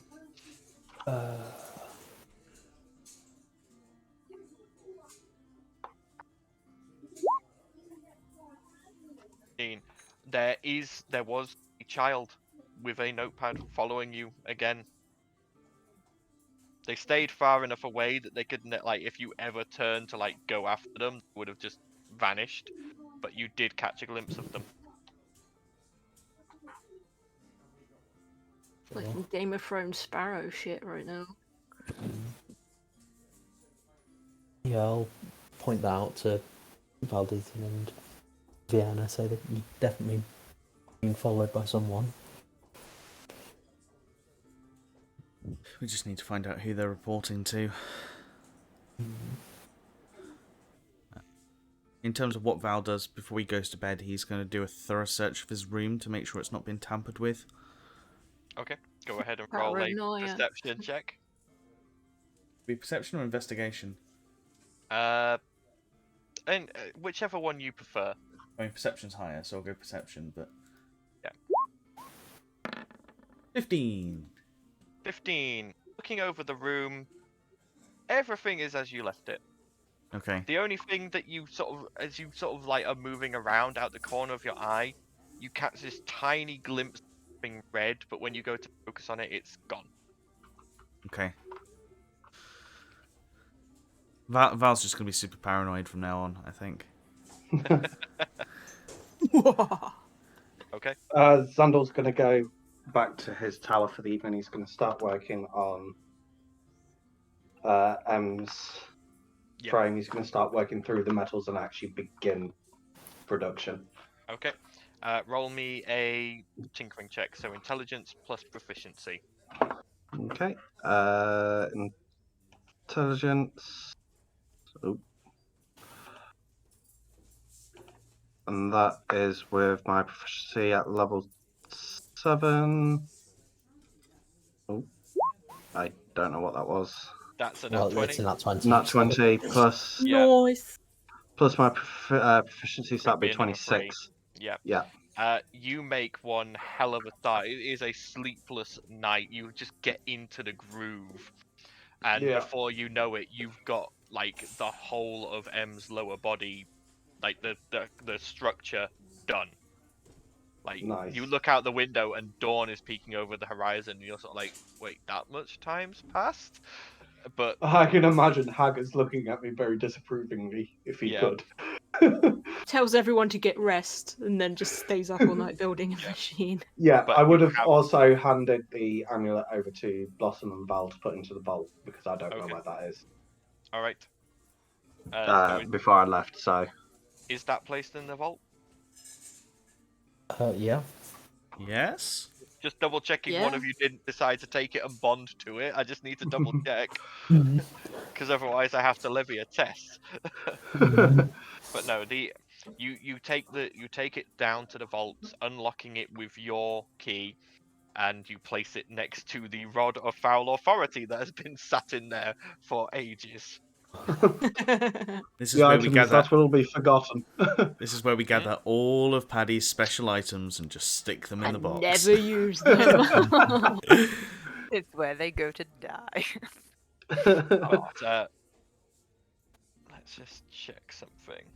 Oh god, what's he punishing us with now?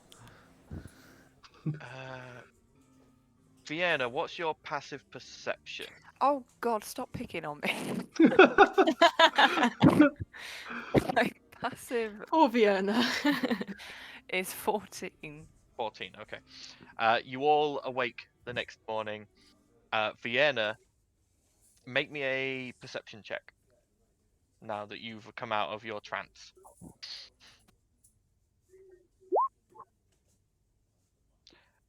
Okay. This wasn't a high DC. Your things have moved. Why? Like stuff like that you left in a certain order on like your desk have been moved around. They're not quite in exactly the same place as they were the night before. When you open your trunk, you can see, though it's all been put back in the right order, some of your clothes have got like creases and wrinkles where there weren't any previously. Someone's been in your room, been through your things. Ooh. Anti-sniffers. I was literally just about to say Vienna's going to open her door and shout through the jig and gesture, if there's any pervert comes through my room, I will knife them. And slams the door. Did we hear that? Gunter just sort of waked up like next to you, Talia, and was like, "What? I mean, do I count as pervert? Challenge accepted. Always, darling, always. Oh, I better keep away from Vienna." And he just rolls over and goes back to sleep. Lol. She's also going to kind of look through her stuff to, once she's got a problem with someone, she tries to sniff them out. So she's looking for any clues at all. Make me an investigation check now then. Investigation. Nice. Nice. She's on a mission. Yeah. Looking She through wants them. Don't piss off Vienna. Looking through your things, nothing is missing. Like, all your stuff is still there. As you sort of look around the room, you see tracks leading from the window into your room and then back to the window again. Whatever this is, it got in through the window. What sort of tracks are they? They appear to be boot prints. Can I get a general size? Is it one of them scrotes again? No, it's much bigger than a child's footprints. It looks adult sized. God. She'll look out the window. With a 21, you do spot something else. Okay. There is a single drop of blood. Near basically near one of your knives, which you had left out on the desk, unsheathed. Just this single drop of blood. You wouldn't have ever noticed it normally, and you would have probably bypassed it, but it's glowing very faintly. Like, it's actually, like, it's the blood itself, when you look close enough, it has an inner light to it. Odd. She basically tries to wrap that knife up without disturbing the blood. Okay. Yeah, that's not too difficult. And keeps that to one side.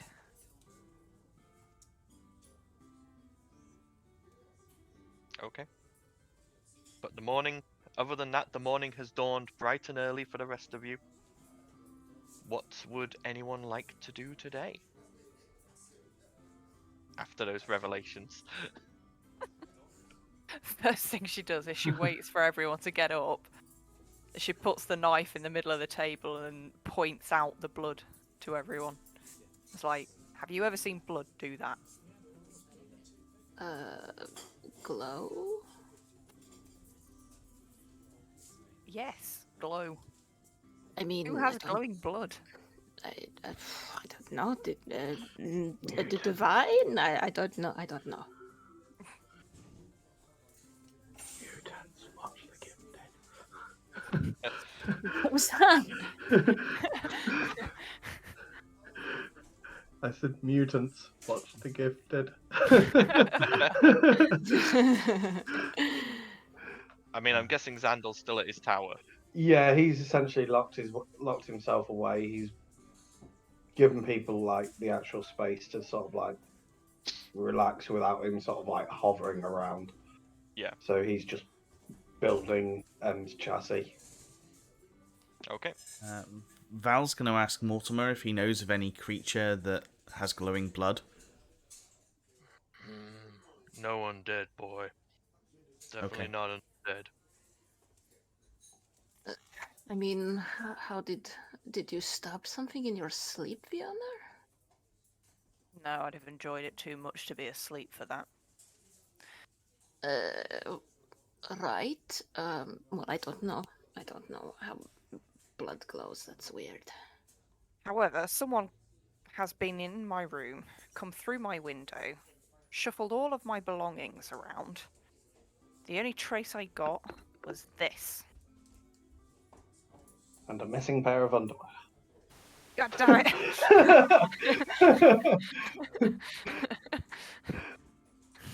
Right. So, who's been sneaky in your room? Did you find any clues other than the glowing blood? Only footprints, like I said. How big were the footprints? Normal, average fellow size. Like, were they big feet or like lady feet? Could you tell? Were they wearing heels? Were they barefoot? Daddy? I like the idea of this mutant person crawling through the window with high heels on. And kind of getting random stabs.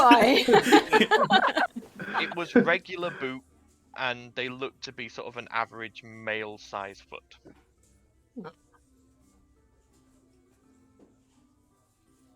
I guess it's as good as mine, Bjorn. Maybe it's some part of it who took a fancy to you at the party or something. Ugh. And they're just really weird and glowy in the inside. She does kind of remember the shadowy figure that was following her the day before, and she does keep that in her mind as well. I mean, we could always go and get it the blood tested. Oh, yes. What about, Inala? yes. Maybe she'll be more interested in its blood and not mine for a change. That would be nice. Good idea. She immediately wraps this dagger up and literally stands straight up and heads out. And Well, that's where we're going. we need to go to that part of town really anyway to potentially try and find Ert. Oh, right, yes. Oh, course. at this point comes slopping down the stairs, like wearing her night clothes, obviously having had a late night. Okay. Have we even told Ert about this going and No, saving we haven't. Sandel's sister thing? No. No, has not been filled in on anything. She's been having far too much fun, actually, being a normal teenager in love and going on a date. I'm darling. going to explain the... Oh, I'll let you go. I was just going to say, get dressed, quick. We have lots of things to tell you, and then we have to go somewhere. I was going to say, let's explain the stuff to Ert, and then just go, could you potentially go via Wilma's and see if she's got any new adventuring items, if she's managed to make any? That would save us a trip. No, she hasn't. Checked with her whilst we were on a date. Okay. Then got distracted. Tali's just snickering. Well, in that case, the other place would be to the sweet shop to see if they've got any adventuring sweets. You could always go there.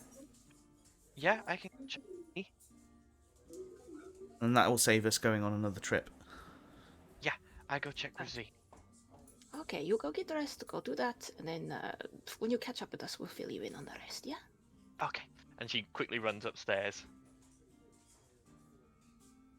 Okay. Right. Let's go find out what this blood stuff is. Yeah. Okay. As you four set out from the Jigging Jester and turn right, heading down, you eventually reach the guild building, weaving your way through them to the now familiar Alchemist's Guild. Making your way inside, you see again the harried-looking person at the front desk, and they see you and sort of go, hello. How can I help? I'd like to see the alchemist, please. The head one. I never. Inala. Anala, yeah. Okay. Feel free, head on up. But we've not seen her for a couple of days. She won't come out of her lab. And the door's bolted, so. I'm sure we can convince her to come out. Or Somehow. I can pick the lock. We'll try to. We'll try. And Okay. yeah, Vienna heads up. All right, you head up, and again you see this heavily reinforced metal door with the eye shutter and the lower sort of flap for passing things through. And you can see there's like now visible dents in it from the inside out from the last time you were here, Vienna. Oh dear. She bangs on the door. Okay. No response. She calls through. Inala. No response. Inhaler, I'll let you do experiments on me. When your voice sounds out, Talia, there is sounds of movement from behind the door, but no response. We've got some Movement by the glowing. door. We've got some glowing blood that you might be interested in. Still sounds of movement, but the door does not open and there's no response. Can we break it By open? picking the door. I've got my lockpicks. Let me, and she'll bring out her vanishing lockpicks because I've not got to use them yet. And she'll try and pick the lock. Okay, bearing in mind that, like I say, this is barred from the inside, not locked. What are we gonna do? Blow it up? Like, what are we? We need to get through this door.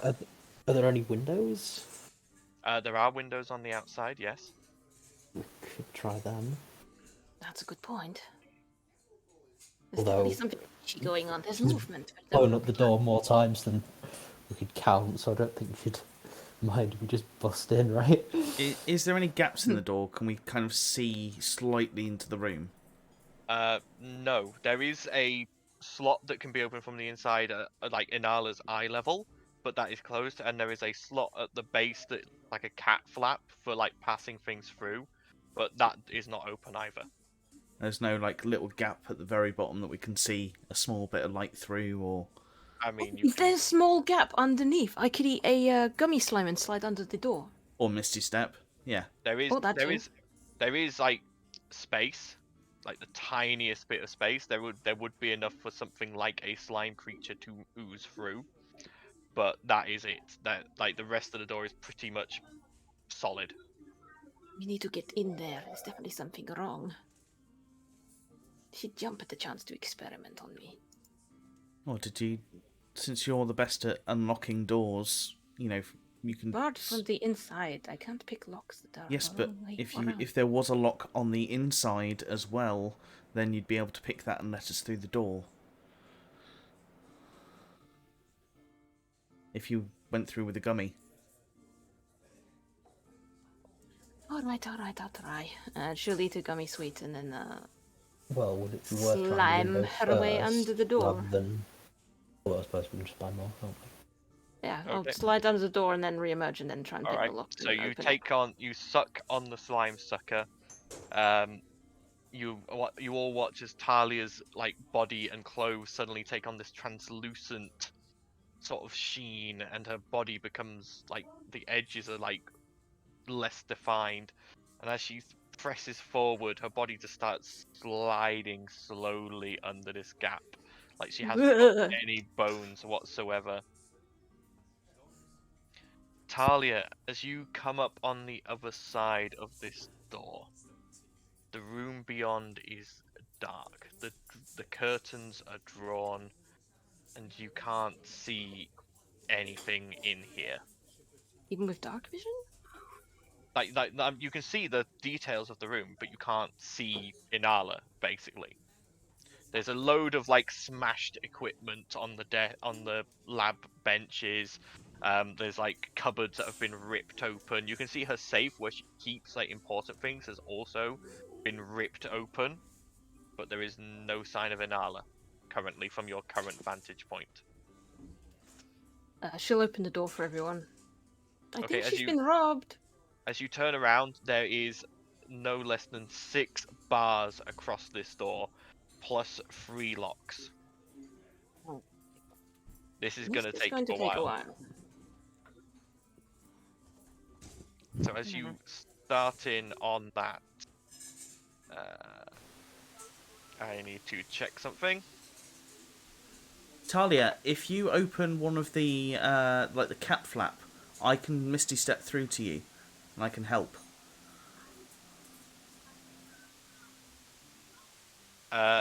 Talia, as you go to open, are you going to open the cat flap? I'm gonna try.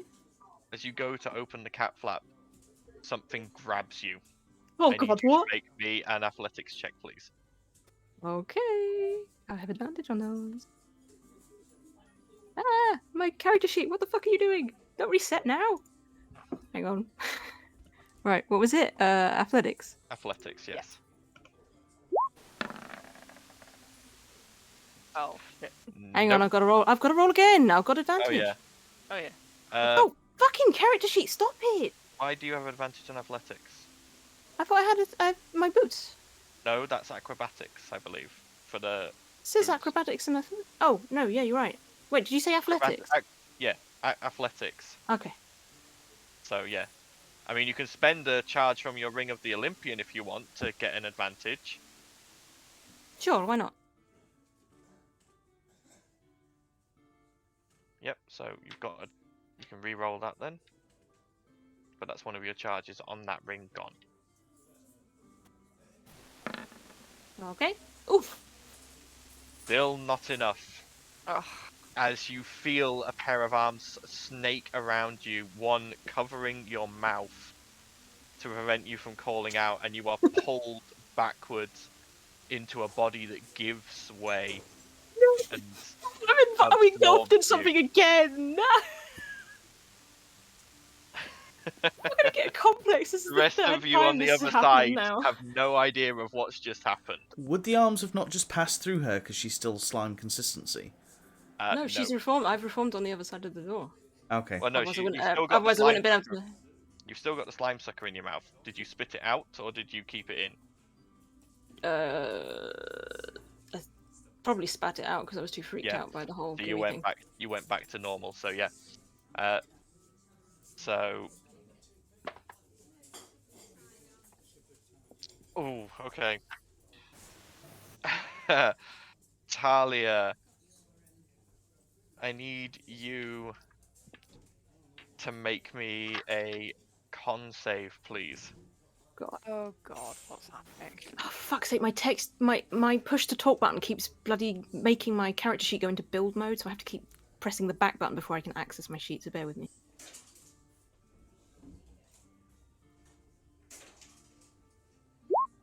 Yep. No. You feel as your mouth is released from the ooze, and then something is jammed between your lips, Oh and you are God. forced to drink something. Ugh. And you feel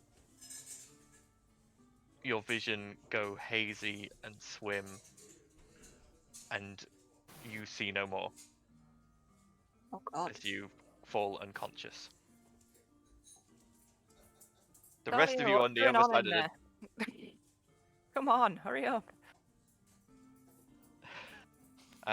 about 5 minutes later, you hear the bolts moving Okay. and the locks click open, and the door opens, and you see Talia stood there. You okay? What took you so long? Talia just nods and beckons you into the room.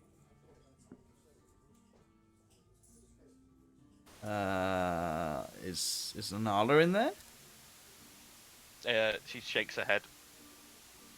Then why are we sticking around here? It's not like you to be quiet, Talia. I was just She thinking that. beckons I again. know. Can I do would an insight check be able to tell if she's like acting? I mean, I know she's not acting herself, so because she's not talking. Yeah, What you would- can try and make an insight check. Yeah. Can I, because I pointed it out? Yeah. Oh, not that it was any good. Well done. I mean, Talia's acting weird, but she looks like Talia.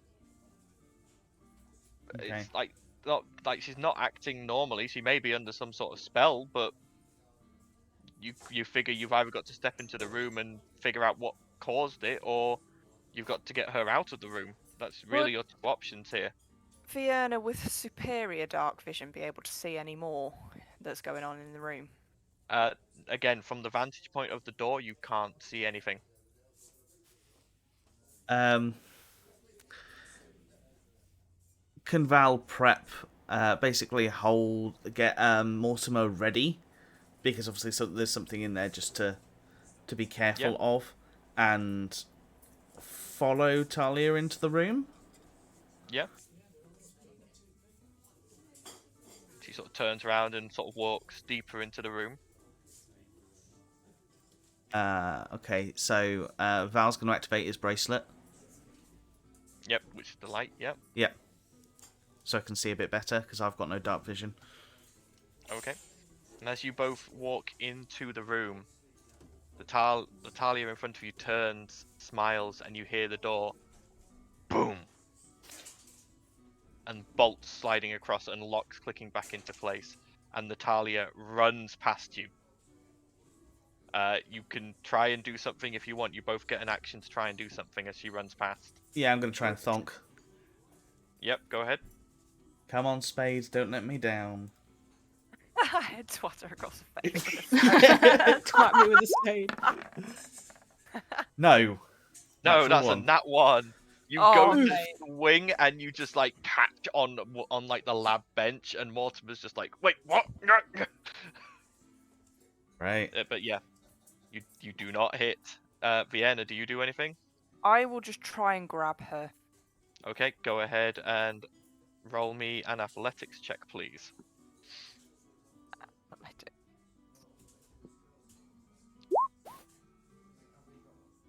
Unfortunately, their acrobatics check was a 25. What? How dare they? There's also as you go to grab, like it just sort of like unnaturally bends and moves like it's got no bones and just slips out of your grip. And then you watch as it gets to the door and does exactly as Talia did to get in. It's underneath and out the door. And as it goes, you just hear it go, Gunter. Oh god. Right, okay. And you guys are now locked in this room. Oh, Blossom, I'm assuming you're there as well. Sorry, I completely forgot you went with them. Yeah, that's fine. Or Blossom. I suppose I'd follow. Yep. But yeah, so you guys are now locked. Would Blossom in have had that an room. attack as well? Yeah, Blossom, if you want to try and make one as well. Or you have an action anyway. It's Mage Slayer on this one. That's a shame. Thought I had Sentinel for a second.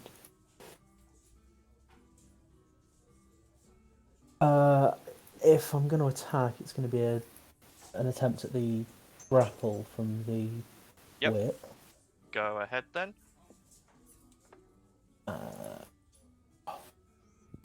Focusing that. 25? Nice. It rolled a 25 again. It rolled a 19 plus 6. Meets it, beats it, I'm afraid.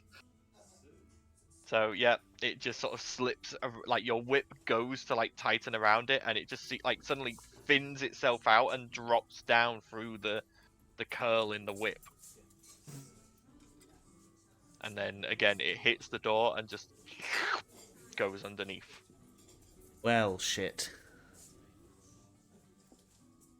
Can I go and actually check the windows? Yeah. Because you said they were darkened, but are they fully boarded up? Is it easy? And if it is boarded up, you pull the drapes and look out. The windows themselves are not boarded up, but you can see that each of the latches has a lock on it. okay. Can I see the street below? You can. I'm going to portal dagger on the floor, misty step, portal dagger outside. Okay. It's at that point you. By the way, you do hear a groan in this room. Oh, okay.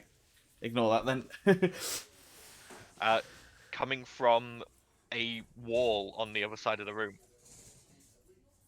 Fiona very hesitantly goes to check what that groan is. As you get there, you can see that this is a secret door that hadn't quite been closed properly. And as you sort of pull it open and look inside, you see Inala's bound body and Talia's bound, motionless body. Okay. Alright. So, when you say Inala's body, is that dead?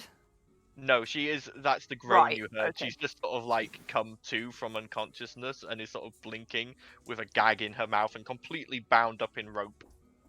How would you know if I was alive or dead, though? I don't breathe. I don't have a heartbeat. We'll just trust that Talia might come back, especially because Inala's kind of coming to. Vienna being a bit more pissed off than she was about 5 minutes ago. This has escalated very quickly. Just kind of slaps Inala around the face, just kind of getting her to wake up a bit quicker. And ungags her. Where did it go? It's gone out the door. You let it escape? We didn't know it was in here. Oh no. Oh no. Oh dear. Not to And then she mention you turns- weren't responding, so... She turns and sees Talia and goes, shit. Vienna quickly unbinds What her and was says, that? "Right, do You know, your friend here, let me do some experiments, yes? what Oh, what have you done? created?" Well, last time she let me take some of her blood. And, you sold me that monstrous aspect potion. Oh god. I wondered what would happen if I put her blood plus a couple of other things in that. What other things? Ooze from an elder oblex? What the fuck is wrong with you? Darling, you better get that door open quickly. Slight problem with that. I think it flushed the key.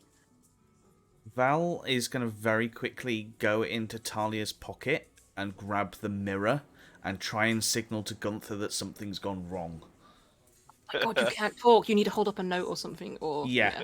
That's not Or how the mirror I'm works. just going to get like something and either write on myself or write on a sheet of paper and just hold it up to the mirror. Currently, Maybe Gunther is not looking at the mirror. Yeah, he has to be looking at it. It's not with you, is she? No, she's not. You can't send a message. Oh shit. Well, we can get out so I can do the whole portal thing. Right. It's at this point I'm going to end tonight's session. Okay. we have hit the hard limit, unfortunately, Yeah. guys. It is 10:30, Yeah. but that is where we are going to end. Join us next time. Unfortunately, Talia will not be with us, but that's fine. I'm at a wedding. I can't we're- play next week. We are going to That might help, but we are going to be dealing with the Talia ooze clone oh, Woo! that Inala has created. So I did kind of think along the lines of doppelganger, but flipping heck. no, Fucking Uber. this is even worse. You know when I said you saw a tiny Talia? Yes. That is part of the same ooze. Oh, for goodness sake. It's gonna be like Oh, snap. Ghostbusters. And that little patch of red Val saw in his room, he was another tiny Talia. Okay, well, That's Come a little back, tiny guys. Talia. Tune in for that Plot fun. twist. yeah. Yeah. So tune in next time to see how that goes, plus all the other things that are happening. This is the best thing about downtime. I'm just like, plot hook, plot hook, plot hook, plot hook. Throws plot at you. Okay. And the one person that could take that door down is currently building a robot. What a, All of the following. convenient people are not here. It Yeah. was like it was planned from the beginning. I know. Anyway, I yeah. hope everyone has enjoyed. Please all remember to stay safe, have fun with your own games if you play them, and we hope to see you next time for the continuation of us. Bye for now. Bye. Bye.